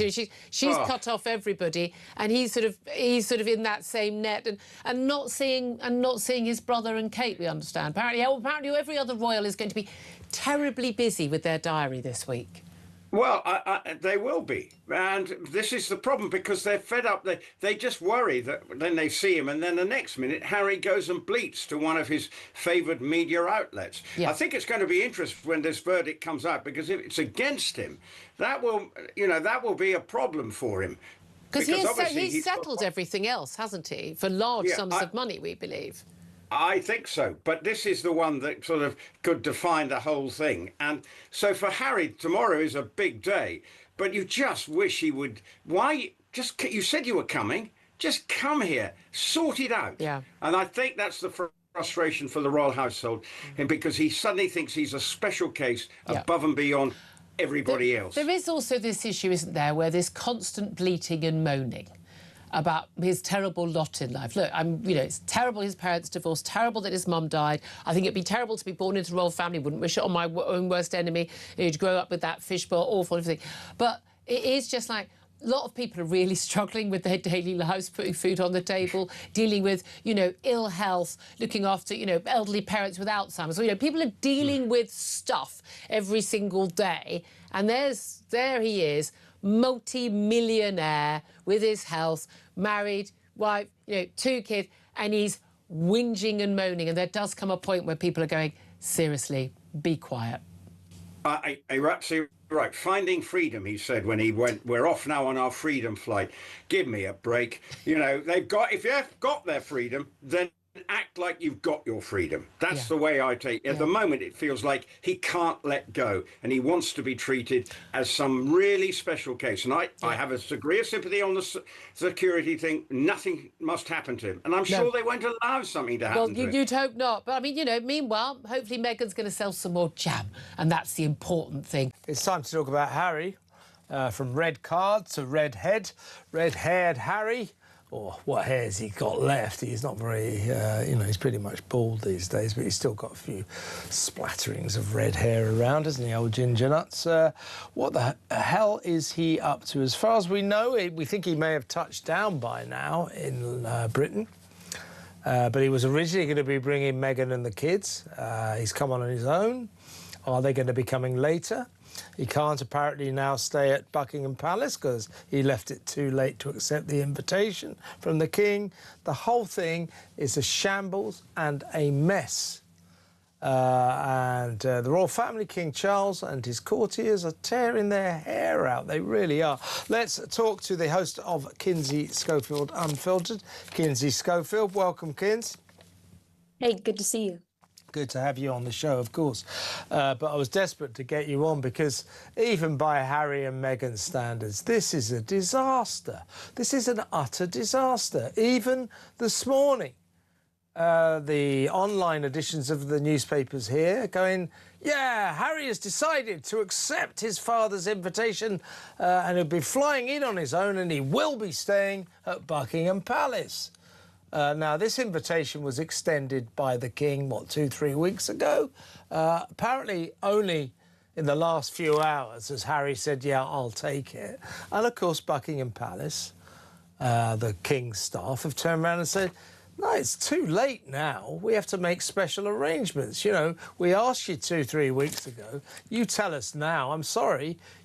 That's too late. You cannot stay at Buckingham Palace. So the questions we now have to ask are, where will he be staying? Will he, as has been reported, be bringing Meghan and the kids, Archie and Lilibet, over in a couple of days' time? Or will he not? If they do come, will it just comprise of a visit to Diana's grave at the Althorpe estate? Because apparently there's no way he'll bring his family to London. Or will they not come at all? And will poor King Charles once again not get to see his beloved grandchildren for the first time in 4 long years? This is, it's a shambles, it's a mess, it's chaos, and it is chaos of Harry and Meghan's own making, isn't it? It is, and Russell Myers and the Mirror are reporting that the King has made the decision that if Harry does not bring the children over, he will not make any changes in his diary to just see Harry for a one-on-one meeting with Harry. If Harry chooses to not bring the children, then according to Russell Myers, the King will not make any adjustments within his existing schedule to make room for a meeting with Harry, because Harry has left this all to the 11th hour. I said to you last week, Buckingham Palace is not a Holiday Inn. You need to respect the protocol. You need to respect the fact that they need the time to organize staff. It's not a lived-in residence right now, so they would need to arrange the staff. They would need to arrange the food and beverage, and Harry didn't leave them time to do that. So yeah, this is all on Harry, but it puts him in the perfect position that I've said I believe he's trying to be in since day one, which is villainizing his father and being the victim. Again, Harry's always the victim. The Daily Mail continues to report that Harry might still bring the children over, and their excuse is because he told the children they could come and they're so excited. Again, positioning King Charles as the bad guy because Harry's father of the year. He wants to bring the kids over because the kids really want to see the UK. But, you know, if things don't work out, it's because of his mean dad. And that's just not reality. If things fall apart, it's because Prince Harry has very unrealistic expectations. And he's also, I mean, this is what he's being accused of. And these are accusations that I think, you know, certainly seem to be pretty justified. That he's using his children as emotional blackmail on his father. That his plan, what his critics say is that his plan all along was to say to his dad, hey, Dad, I'm going to bring Archie and Lilibet over to Britain and you can see them for the first time in 4 years. How you've missed them. Won't that be wonderful? Charles, yeah, great. Why don't you stay at Buckingham Palace while you're here? That'll be fantastic. And then Harry turns around and says, yeah, but of course, you've got to organise me the armed police protection that I've been suing the British government about for the last 2 years. You've got to get me that, obviously, before I bring the kids. Charles turns around and says, it's none of my business. I don't make these decisions. It's not just none of his business, but it would reflect poorly on him as Harry is suing him, as the Crown is, the ultimate, when it comes to the court system, it's the King's court, and so it doesn't just reflect poorly on him. And Katie Nicholl made a really good point to me today. Now, Harry's team said one of the reasons the palace gave them was that his court case is, we're going to get that verdict on Tuesday, tomorrow. And the palace said that puts the king in a very uncomfortable situation yet again with the verdict.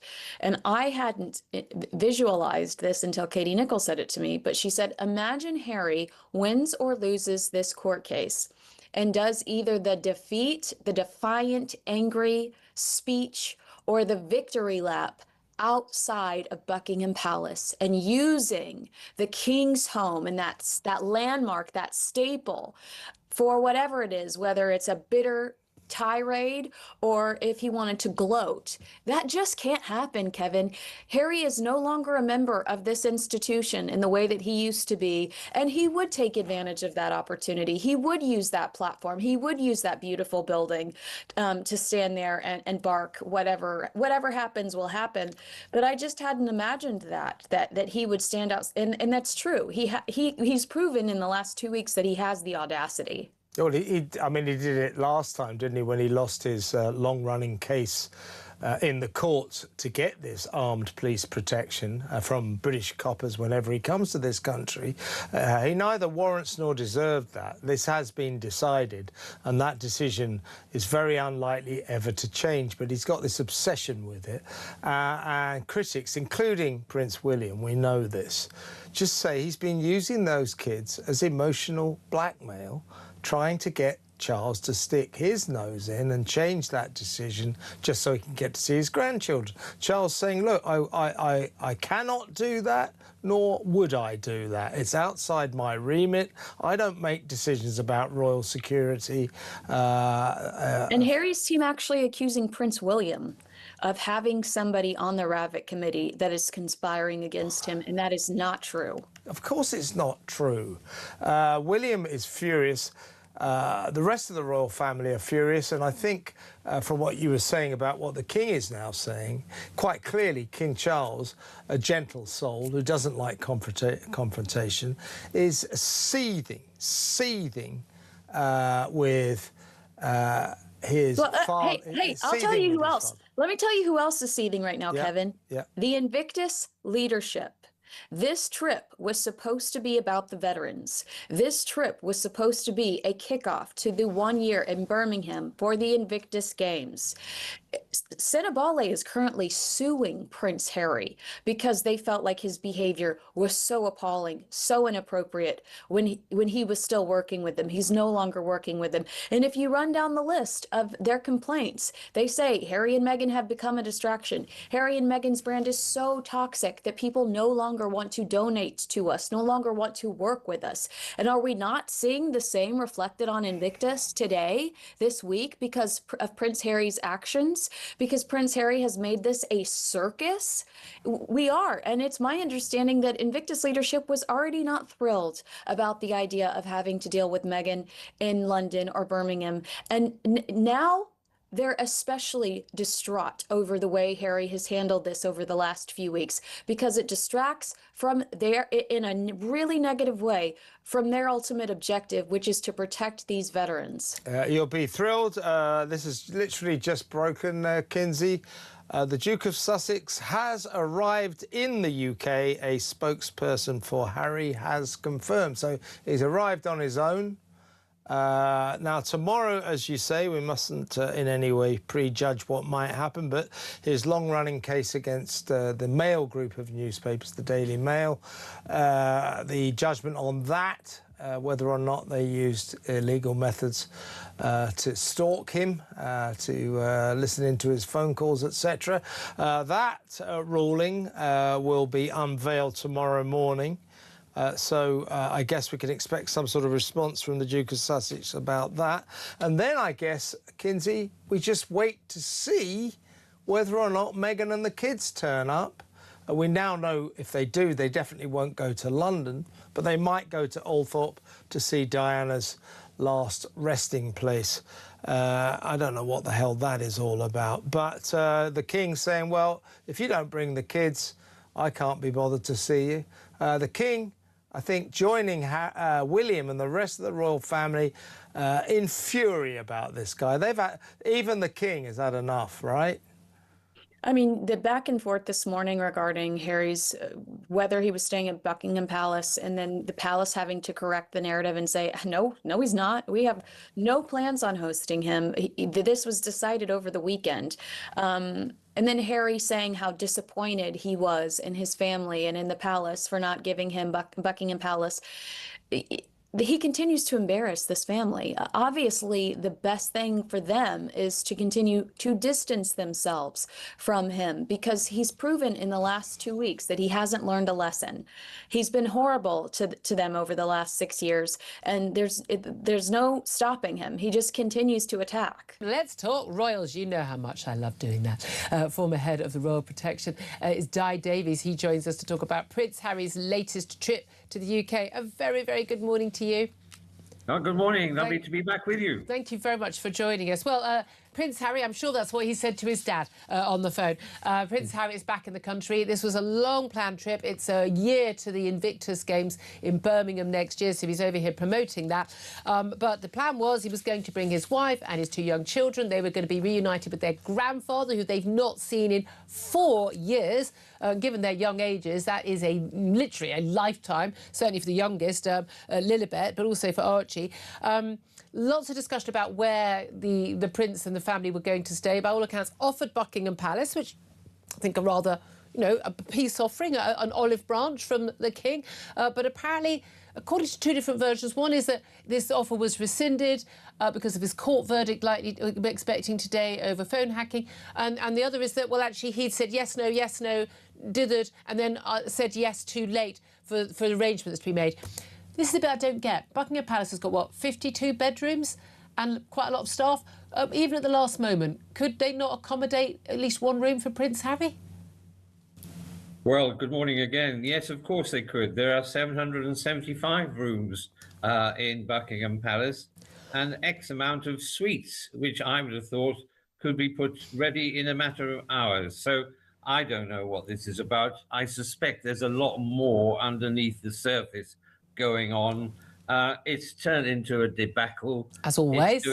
It's not doing any good for the reputation of anyone, Harry in particular, as far as I am concerned, because there's always a hoorah whenever he is here. Yeah. What people don't realise, he's been here 6 times in the last few years with no problems really in security. Yes, there was one female who got into the High Court. Well, it says more about the High Court. It says more about the High Court security than whether he needs full-time 24 armed protection.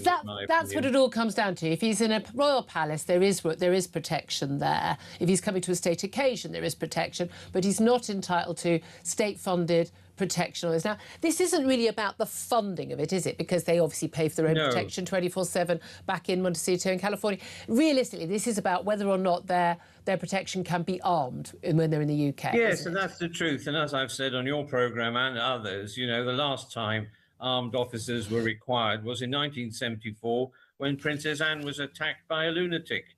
And unfortunately, 4 people got shot. But that's the last time. The truth is that this would have been looked at very carefully. Evidence would have been given in the court cases on camera, so you and I would know what was said. And then it's been looked at again. Now, I understand he would like it, his ego would like it, and I've no doubt his wife would like it, because they are, as I've said, and I'm not being rude, butlers with guns. They make things happen succinctly, quietly. This should have been happened quietly, below the radar. It's just annoying that each time everything he has to be have a full- publicised. But it has to have a full isn't the publicity. reason why it isn't below the radar is because he didn't get his way. Again, I'm not a big fan of the royal family as an institution, and I don't understand why he is not considered to be someone who needs to have proper levels of security. He is the heir, he's one of the heirs to the throne. He's the son of the king. He is a very famous figure. His family, he has had threats. His family's had threats.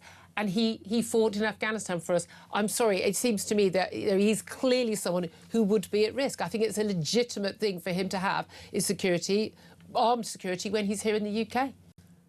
Well, I respect your point of view. What I would say is there is a structure and system that applies to him. It applies to other members of the royal family.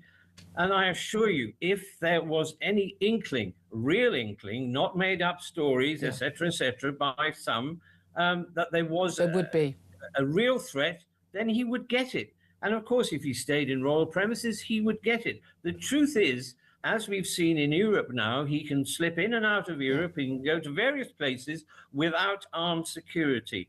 So what I'm trying to say is, in this country, compared to LA, where in the last 5 years there were half a million violent attacks. This nonsense that this is a dangerous place is that nonsense. That is a fair point, isn't it? Now, there's no doubt at all. He's still quite a popular figure. I mean, we've known him since he was a child. Is he really? Well, I mean, not okay. He's one of the least popular royals now, but there are a lot of people who still, grateful for his service to his nation and feel sorry for him. We remember him walking behind, his mother's coffin. There's still something in our hearts, I think, for this little boy that we knew. Very, very much love lost little love lost for his wife. But I have to say, a lot of people, I think, who couldn't give two hoots about talking about the royal family from one year to the next, are sort of finding it all very bizarre that his children barely know his family. They don't know their cousins, William and Kate's children. By all accounts, no opportunity whatsoever for William and his brother to meet up, and that the king hopefully might not get a chance to see his grandchildren. I mean, he's an elderly man who's had cancer. I think a lot of people thought that might be the moment when some family rifts might be mended. The offer of the Buckingham Palace rooms, that's a clear olive branch. You accept that. And yet everything ends up just being a massive drama. It is, and you're right. But let's forget there's another grandfather who has never been seen and has never seen his children. Here we are again. It's the Harry and Meghan show once again. If they did it quietly, below the radar, that's what I keep saying. All of this could have been arranged amicably if indeed all parties want it. We clearly understand that the brother doesn't want it. It may be his stepmother is still seething from how she was regarded. All of this, I, with great respect, say to everyone, is much down to Harry and Meghan and the way they dish this family. And which senior member of the royal family was accused of being racist about her unborn child, indeed. We've got that court case, a result coming out at 2 o'clock. It's been ongoing. It's the final one of a number of court cases Prince Harry's been involved in, Elton John and others involved as well, about phone hacking. This one involves the Mail and the Mail on Sunday's own Associated Newspapers Limited. That would be, he would say a great victory he would see, but we know he'll be very unhappy if he loses that case. Yes, and I know some of the journalists on the Mail and the Mail on Sunday. You couldn't wish for more decent people, as far as I'm concerned. And I hope the result goes that way, but that's just me. I know some of the individuals. I know their history. I've known them for 25 years. You couldn't wish for more decent journalists. You're a journalist. Most journalists are fantastic and do a great job. Well, we don't hear that very often. I've certainly had nothing to do with phone hacking. No, you know what I mean. I'm too boring and straight to do stuff like that, I have to say. No, that's very interesting. Well, we'll see what that result is. And again, it involves a lot of other big celebrities as well. Let's go straight over to Prince Harry's biographer, Angela Levin. Welcome, Angela. Hello, thank you. Thank you for joining us. What an extraordinary verdict in this long-running case that Prince Harry and his celebrity friends, including Elton John and Elizabeth Hurley, have been waging against the Daily Mail group of newspapers, saying that a whole slew of stories that appeared in those papers were obtained using illegal methods, phone hacking, detectives getting dodgy information using unlawful methods, and so on and so forth. The judge today, Mr. Justice Nicklin, has dismissed Harry and his mate's case in full, saying that they had not a jot of evidence to prove that any of these stories were obtained unlawfully. Can you think, Angela, of a worse way for Prince Harry to start his controversial visit to Britain? Yes, absolutely. But he never believed it. I did, because I was working at the Mail at that time, and we weren't allowed to do anything wrong there. And we were, very, very looked over. But Harry had to do it. And I just saw something I read before, which was that his wife, Meghan, absolutely hated the Mail. Now, poor boy, he has to do everything that Meghan wants for him. He tries his best, but this is ridiculous, and he's going to owe the court £50 million. £50 million, that's what he spent on this case? Yes. That's ridiculous. I mean, what is wrong with this guy? He styles himself as the courageous David, taking on the evil dragon of the media, of those awful newspapers. And I'll tell you what he and all his celebrity chums think. They think that because they hate newspapers so much, they can say what the hell they like about newspapers like the Mail and its journalists, and they don't have to prove it. Well, today they discovered they do have to prove it. They had no evidence for this. These are outrageous allegations against the Mail, and Harry has been utterly humiliated today, and he deserves it. Baroness Lawrence, she was the mother of the boy of 18, Stephen. And he persuaded her to put some money in the bag, and this is what had happened to them. And she decided, if you remember, that Paul Dacre, the head of the newspaper, he actually absolutely worked incredibly hard and he got murderers on the front, risking his own way of going home, getting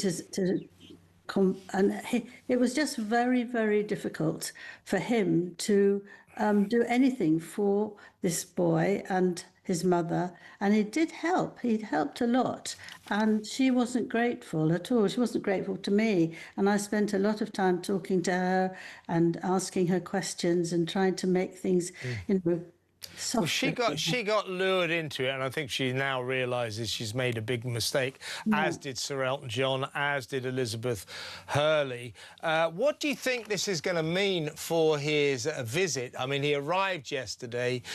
We still don't know where he's staying. The King obviously has lost it, has had enough of him, and just said, you can't stay at Buckingham Palace anymore, and if you don't bring your grandkids for me to see, I don't want to see you. What do you think this will mean for his visit? My guess, Angela, is tetchily and sulkily he will now say effectively to the King, right, I'm not bringing Meghan and I'm not bringing the kids, so there. That's what I think will now happen. What do you think? I think that's right, because he made the King look very low and hopeless, and he absolutely in the end got fed up that he was behaving so badly towards him. He kept saying, he wanted to get back and see his father. He needed it so badly, and he'd take the children. He wants to see them. But then when he's got the opportunity, he's very rude to his father. Who could bear to have the whole, everybody hearing someone saying that you're hopeless? It's really disgusting, and I think that it will be very difficult for them to get back together. Yeah, I mean, my hunch now is, you know what Harry's like? I wouldn't put it past him in the next few hours to release one of his tetchy statements, to give a tetchy interview to the BBC or someone like he did the last time he lost a court case. He's going to do an interview this afternoon. There we go, yeah. And he'll make it worse. He'll criticise his father, he'll criticise the newspaper editor and all that sort of thing. Because he can't break away from what is law and what is normal. Yeah, he doesn't get it, does he? He never did understand that. And he thinks that villains are such newspapers are such villains that they can't possibly win a case. Well, you need evidence, Harry, and you didn't have any. We found out on Thursday that we could expect this verdict. It was my understanding it would take a few months. So for a moment, I forgot that this was on the horizon, and for it to hit while Harry's here, and he's supposed to be promoting the Invictus Games. This is supposed to be a redemption tour. This has to be a major blow not only to the ego, but to his plans over the next few days. What does this verdict do to his reputation? Because we've had controversy around the charities. He's lost control of Sentebale, a charity that he co-founded. He's being sued by Sentebale. And being sued. Yes, he's being sued by Sentebale right now. For defamation or something? For defamation, yeah, absolutely. By the charity? Yes, his own charity that he started. That's not ideal. Then you've got African Parks. He's on the board of that, and he used to be the chief operating officer of it, and they're shrouded in allegations about the abuse of African tribes. Then you've got the Archwell Foundation, or Philanthropies, or whatever it's called this week. Whatever it is. Which has effectively been shuttered. And then you've got Invictus, which is losing sponsors left, right and centre. And now this? No, this is a major blow to Prince Harry. And I know that you cover him the way I do. I mean, we've seen an aggressive shift in the last 6 months to a year, showing up in Ukraine, challenging President Trump, challenging Putin, writing the article in the New Statesman about anti-Semitism in the UK. He wants to be taken as a serious character. And here you have a judgment and a judge that says you're not a very credible witness. And I think it hits. It jeopardizes his authority. And when you cover him, it's hard to look at the guy and not think about the references to the Elizabeth Arden cream in his book. I mean, I don't take him seriously at all, but it's certainly his objective to be taken more seriously. Why? Because commercially he needs it. Nobody's going to give you millions of dollars to stand on a speaking or to join a speaking circuit if they don't really buy into what you're selling. But, B, I also think he wants to be taken as the serious character so that Ravik reconsiders his security. Oh, I'm in Ukraine. I'm in jeopardy. I need the security. So this is a blow to something we've watched him slowly building from over the last 6 to 12 months. And he hasn't had this armed protection that he craves for this UK return, which surely means he'll never get it. Well, I mean, I'm wondering how often he'll come back after such a devastating trip. Truly, he's not getting anything he wants. I think he wants a picture with his father. I think he wants to bring his children here. I think that he wanted positive headlines. I think he wanted to win this court case. I think he wanted everybody to be like, oh, look at Prince Harry engaging with these sweet children that are, the typical balloon animal photos that we get from him when he goes to some of the charity events that we expect to see him at this week. And that's not happening. I mean, this entire trip is all about defeat. And I would have said it was about defeat before that. For Meghan Markle to return to the UK, that's an admission of professional defeat. That's an admission of we need help, in my opinion. But they're not going to get those glossy headlines about the sweet reunion between Markle and the man that walked her down the aisle, King Charles. And things weren't exactly going swimmingly prior to yesterday's devastating and very expensive verdict. Right. Because we had a war of words between the palace and the Sussexes about whether or not Harry had been offered accommodation at Buckingham Palace. The palace say that they offered accommodation and that no response was given. The Sussexes have said, we accepted the accommodation. But they accepted it after the deadline. Which is a one-week deadline. Actually, we got to get the timeline right. They were supposed to give... Harry has been planning this trip since January, and for months this offer's been on the table to have a royal residence. Which is very generous. Very generous. And Friday was the deadline. Harry rejects the offer on Saturday, changes his mind, probably after his security team said, realistically, son, there is no safer place for you to be in London than inside Buckingham Palace. So then Harry goes back over the weekend and says, I've changed my mind. Can I please stay at Buckingham Palace? And the palace says no, because they need weeks, if not days, to plan for, they've got to get food in the building. It's a construction site realistically right now, and an office. So it's not a lived-in space. They would need to do hospitality, get a chef on board, get food and beverage in. They would need to provide the staff that could take care of Harry and his children. And they were also preparing for 4 people plus an entourage. And then Harry's calling and saying, just kidding, it's going to be me. What a waste of resources. And then, of course, the security implications. If he was going to be staying, they would need more personnel on site. All of that has to be planned, and it demonstrates something about Harry's attitude, that he thinks he can chop and change like this. Absolutely. Entitled, arrogant, out of touch. And he still thinks that his dad, at the snap of a finger, can change things for him. And King Charles proves over and over again that he wants to be reasonable, he wants to be fair, and that he's not like that. He's not going to call and make special arrangements for you security-wise. It's unconstitutional. He's not going to make sure that you win in, it's actually King Charles who advised him not to sue the Daily Mail, and here we are, Harry with egg on his face, and King Charles trying to keep his distance because he wants to be drawn into this drama. And I just think his father has proven to be a pretty fair individual that wants things to play out the way that they're supposed to, and he's not going to pull strings for his son. And Americans, if we know anything about the Americans, they like a winner. What will Meghan make of this defeat in the High Court yesterday, which, by the way, is on top of January 2024, when Harry withdrew his legal action against the publishers of the Mail on Sunday in regard to their coverage of his request for armed royal protection. He changed his mind on that one, and he had to pay £750,000 worth of costs of the Mail, and probably the same amount for himself. So he's been here before. Yeah, he has been here before, and I'm so curious to know your opinion on this. Well, I mean, we could debate all day whether they were ever really coming. I always felt like this was a setup to villainize King Charles and to reposition Harry and Meghan as the victims. A bear trap. Yeah, exactly, because they have monetized being victims over the last 6 years.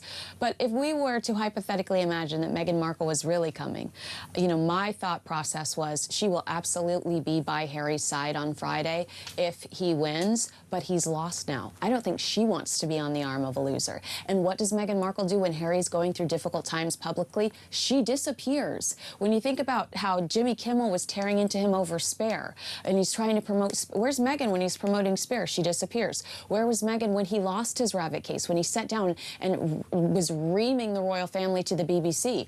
Meghan mysteriously disappears. When Harry is going through difficult times, Meghan is MIA. She's nowhere to be found. So I don't think, even though Harry's team is teasing we could get a Meghan Markle appearance on Friday, I don't think we'll see her, because when Harry's having a difficult time, Meghan doesn't want to be involved. History teaches us that if you are not of use to the Duchess of Sussex, you're in a very lonely place. And that looks like the place where Harry is right now. Yeah, I mean... Because what's he bringing to the plan? She's a hustler. She's trying to get these deals going. She's selling her clothing online, and she's pitching endlessly to Netflix, not that they're listening. Meanwhile, Harry sees himself, as you've said, as this global figure, this philanthropist, this influencer. No one's going to be influenced by Harry now. I think he's going to have a very hard time convincing anyone that he has anything of value to say. And, there was the Project Thaw theory that was happening, and some people Richard Eden, Daily Mail. Yeah, and they some people would say, well, here's proof of Project Thaw. Harry gives a speech about Ukraine and President Trump, and then the King does a very similar speech in the United States. Harry does this anti-Semitism article. The King shows up, you know, and is meeting with victims of, you know, an anti-Semitic attack. In Golders Green, yeah. I would just say, Harry has access to the King's agenda. Harry knows his father. Harry's team knows the King. I mean, the King has been pretty consistent over the last 70 years.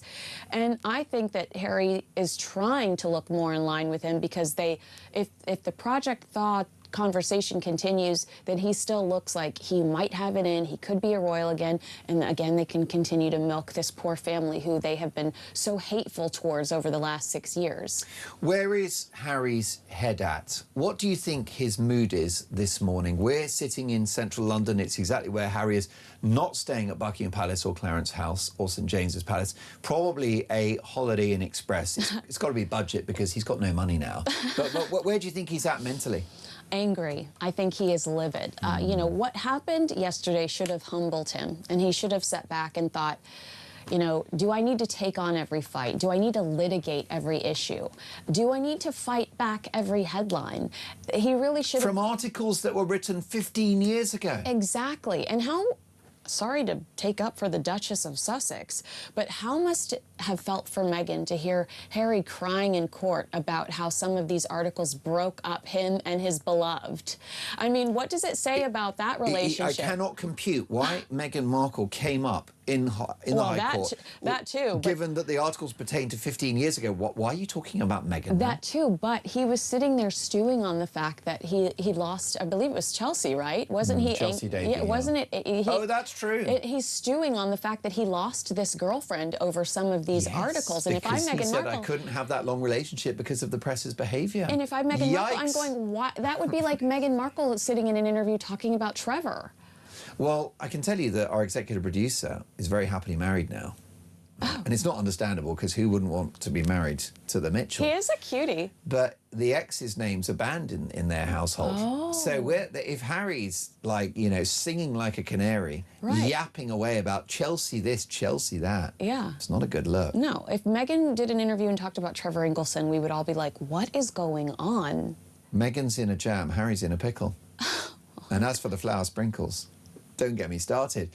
So it's going to be damage limitation for the next couple of days. And by the way, I mean, Invictus, it's not exactly the land of milk and honey, that project, is it? I have heard that leadership, months ago, leadership was stressed about Meghan's involvement. And looking at the circus that this trip has become, you know, I guarantee you that there are conversations happening behind the scenes about how frustrating these two, you know, so read Betrayal, which I know you have, front to back. Tom Bauer goes into great detail about how detrimental Harry and Meghan's presence was to Senebale. Their toxic brand, you know, it drove fundraising down the drain. Audi pulled out, and many others. And they really struggled to generate revenue for this charity. They really struggled to generate any sort of fundraising, I should say, because Harry and Meghan had become such a toxic brand. And I think we're seeing something very similar with Invictus. It's the Meghan show. I mean, she changes outfits 6 times. You can go on the app and see Meghan. I imagine we'll see her with wounded veterans, and we can buy the sweater she's wearing while she's seated next to these people, similar to what happened in Australia, where she was with sick children trying to shill her clothing. And the veterans deserve more. I mean, I bet you Harry would say the veterans deserve more. What is your prognosis of the marriage? Because Tom Bauer, notwithstanding his criticism of the couple and their well-reported double standards, he thinks that they are in love and that it's quite a solid bond. I'm not so sure. Yeah, Tom Bauer says that to me too. God love Tom Bauer. Maybe he's just a sucker for love, Mark Dolan. Correct. Well, he has got a big heart. He does. He's a cuddle bug. He's a softie. But I think that when it's you against the world, you probably run out of options. I mean, I've always thought that they would stay together until the children were adults because that's just how Prince Harry is. And I don't ever think that Prince Harry would leave Meghan. I feel like Meghan would leave Harry. country. There's also laws in California where Meghan receives more, or Meghan benefits more if they've lived in California and have been married in California for 10 plus years. Like, the joke is that Tom Cruise divorced Nicole Kidman on, you know, like the day before their 10-year anniversary. And so I think we should keep that in mind too. But you can't fail as much as they fail professionally and not have it affect you behind the scenes, right? You know, when you lose a job or when you don't get the promotion that you wanted, it does affect things at home. And so much of what they've sold themselves on, I mean, the Netflix, Spotify, they were selling themselves, and the world has rejected whatever they were trying to sell because themselves they're not authentic. Like, it wasn't true to what we know who they are. But so I do think that there's probably difficulties at home because professionally they've not been thriving. Well, the reason why you're #1 on YouTube for royal reporting, Kinsey Schofield Unfiltered, is because you call out the truth, which of course the Sussexes hate, which is why they're endlessly suing newspapers. And it's interesting because you've suggested that the laws around alimony and marriage status, you need to do a decade living in California. Well, they got married in 2018. They moved to the States. Well, they reached California by what, the end of 2020? Yes, and thanks to Tyler Perry. There you go. So therefore, 2030 is...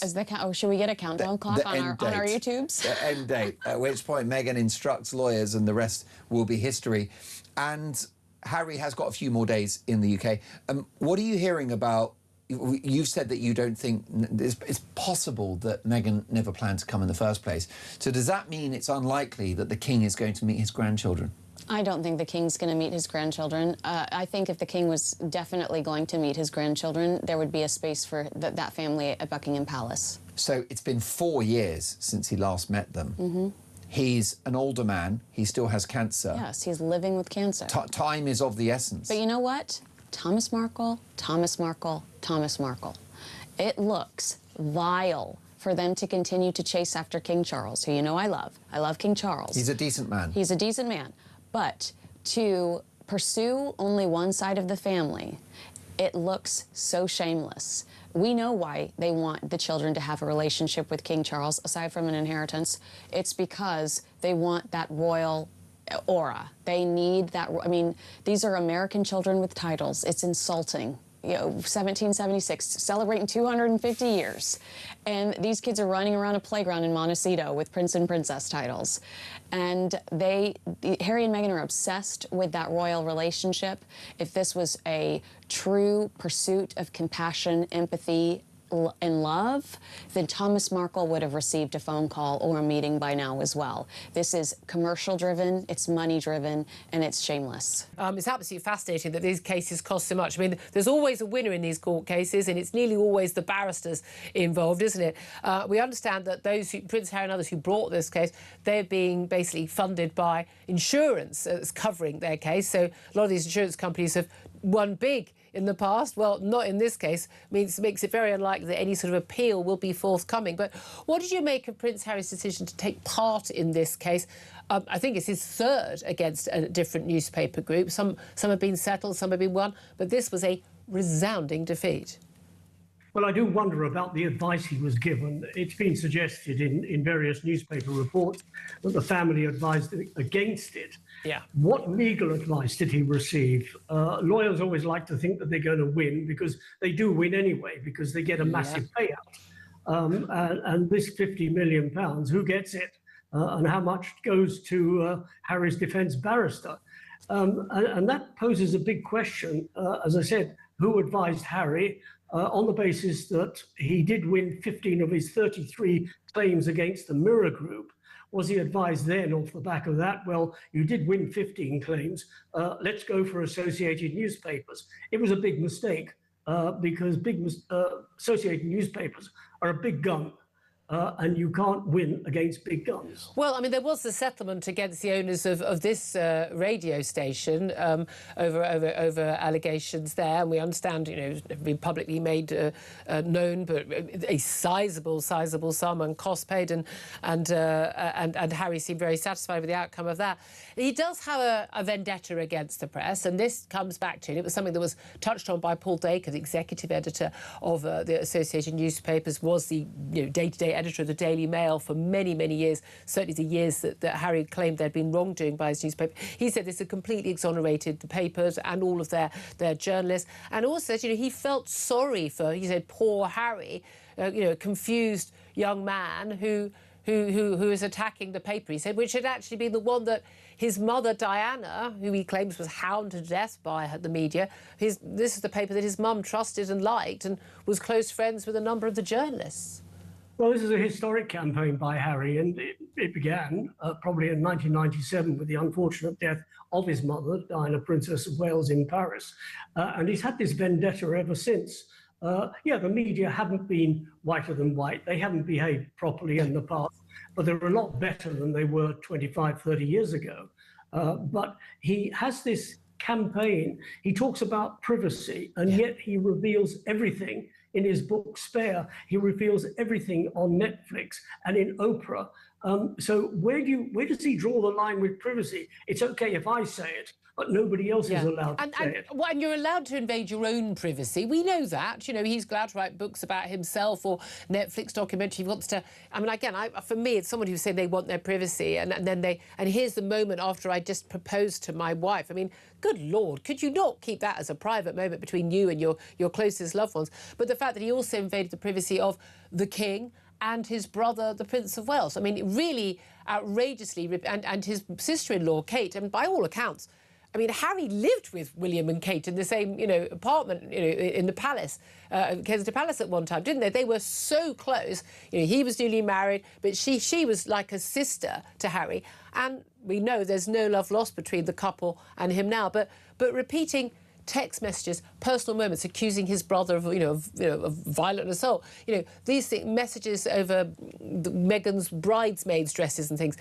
Very private family moments that he put into the public domain, doing exactly what he's condemned the media for. Well, he's condemning the media for invasion of privacy, and yet he is revealing privacy, but on his terms, and his terms is money.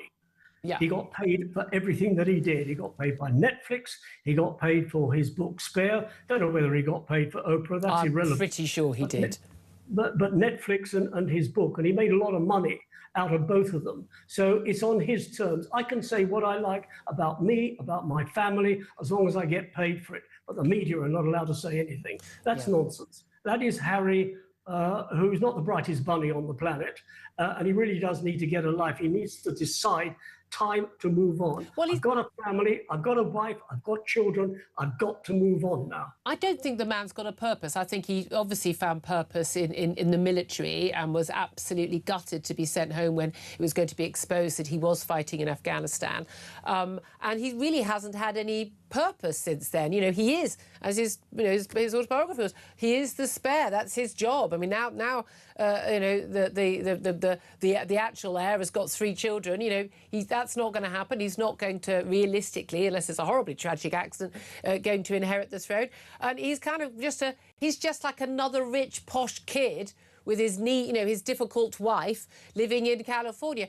Is this all about money fundamentally? This case is against the media. Actually, he's got a very expensive lifestyle, very expensive wife, and they expect to live in a certain manner, and they are going through cash like something else. They're not making the money from the contracts that they thought they'd make. He made a good load of money from his book and Netflix contract originally, but a lot of these things, they might be front loaded, but they're not worth the 100 million plus that many people thought they were going to be worth. And actually, he just wanted to bring this case because he wanted some money.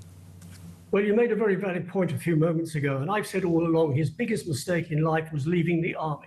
To him, that was a purpose in life. To him, that was family. Yes, he had his blood family, but he had his military family, and Harry is a military animal. And his biggest mistake was walking out of the military 10 years ago. Since when, he has not had a purpose in life. Yeah, he can't help his wife sell jam, because it's not selling anyway.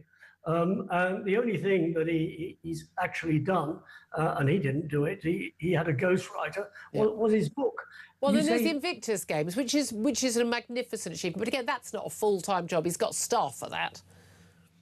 It is a terrific incentive. It's a terrific movement, and it fits purpose for veterans to put them back on the road to being part of the community. Because when you get PSTD and you're injured, it does affect you mentally. And Invictus has put people back in very much like the Conqueror Games in the United States. So that is a purpose, but it's not 24/7 and it's not 12 months of the year. Exactly. It's pity. Do you think that Prince Harry's now, he may or may not see the King's not going to get to see his grandchildren that he barely knows, he wouldn't even know what he looked like, he wouldn't know what they look like.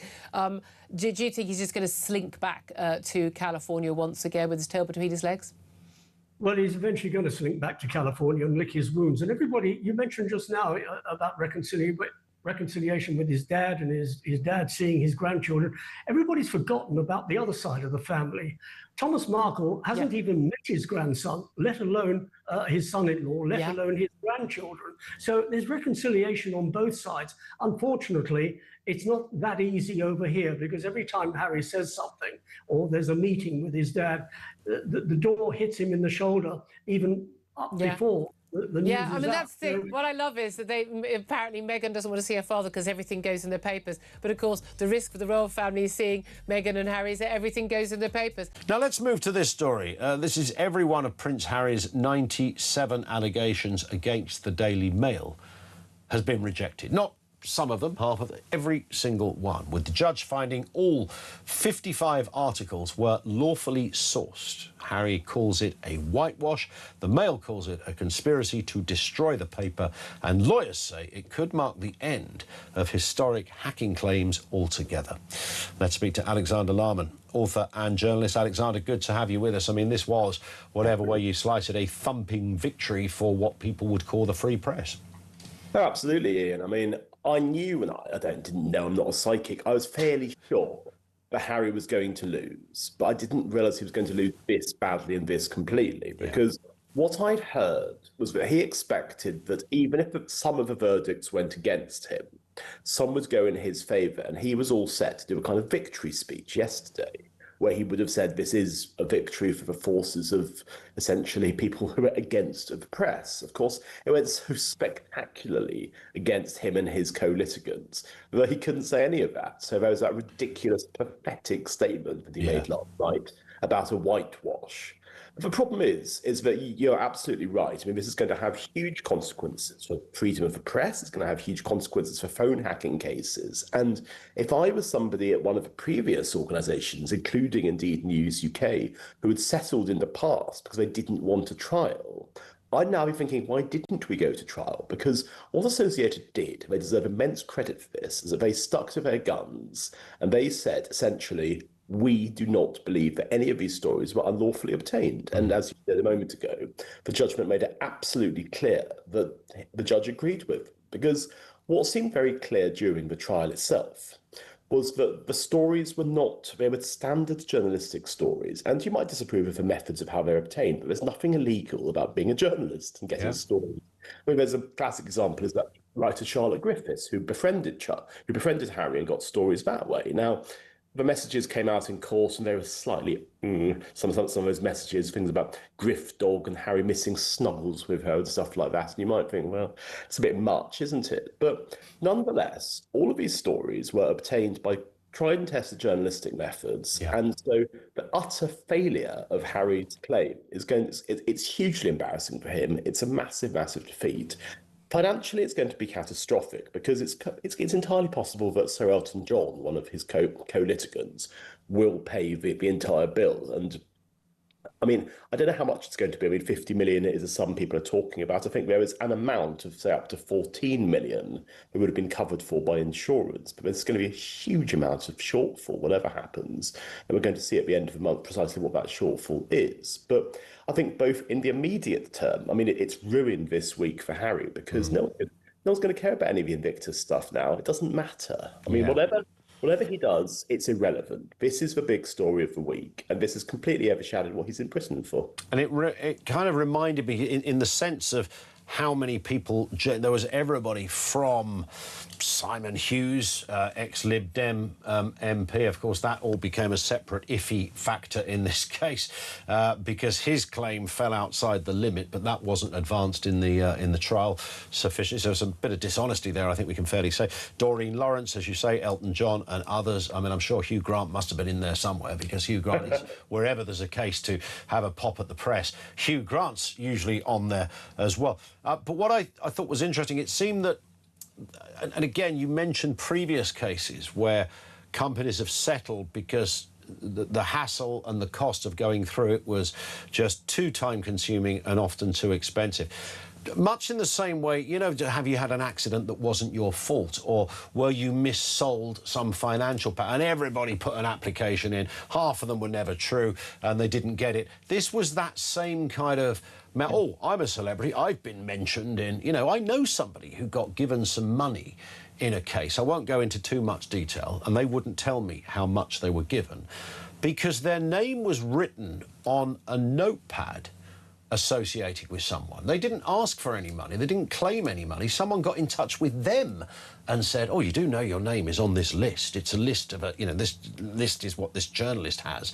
And this journalist has been seen to gain unfair access or some moody methods or whatever the case. I mean, it was ridiculous. The whole thing got out of control. This brings it back to a bit of brevity as far as I'm concerned in this respect, Alexander. No, absolutely, because I think that what was the case was that a lot of people in the past were settling because they didn't want to have these huge legal bills, because as we've just said, I mean, you're talking legal bills coming in for tens of millions. Now, I don't know about you, Ian, but I don't know why they're so expensive. I don't know why they're in the tens. I've never understood it. I think it's a big lie as to why they're so expensive. Well, there's this rather extraordinary barrister called David Sherborne who's been acting for Harry. And, of course, he has a reputation for being the barrister that celebrities go to. He's Harry and Meghan's go-to barrister, and he's always tanned, and he's very charismatic and so forth. But the question is that did he say to Harry and to Sir Elton and all the rest of them, I can make you all this money, I can win? Because he should have known there wasn't much of a case. And what was so interesting about the judgment by Mr. Justice Nicklin yesterday was that he made it abundantly clear there was no real grounds for the case ever to have been brought. And you think, I'm not quite sure why it took him months to do that. I mean, you would have thought he could have done that in a couple of weeks, but nonetheless. I don't know at this point if Harry or anyone else is going to appeal, because Harry does tend to appeal. I mean, he is a serial litigant. He spent the last few years suing all manner of people, including, of course, this country's government over his security. And I think it's fair to say that people are fed up with Harry, and it's also fair to say that this has been such an embarrassing and crushing defeat for him, that if he has any ounce of sense or anyone telling him, giving him any advice, he would now leave Britain, take quite a long time out of a public spotlight, and just think, well, what do I want out of life? Because it can't be this. It can't be this reputation of being a serial litigant and a serial pest, let's be quite honest about it. If you've lost 97 allegations, a full sweep, as it were, then anyone that advises you to appeal should probably not be a practicing lawyer, frankly. No, of course not. And I think this is what the problem's going to be. But Harry has surrounded himself by now with yes men. This is why so many of his actions are so stupid. He does not have good friends around him, or even people who are paid to be advising him and giving him the kind of advice that he needs to listen to, the impartial, straightforward advice. Because you see, could you imagine Prince William having done something like this? I mean, I can't, let alone the king. Absolutely right. It's going to be interesting how this plays out, not just because of a potential appeal, which, as we've alluded to there, I don't think is likely to happen, but what it means for Prince Harry, where he goes next as an entity, as a brand.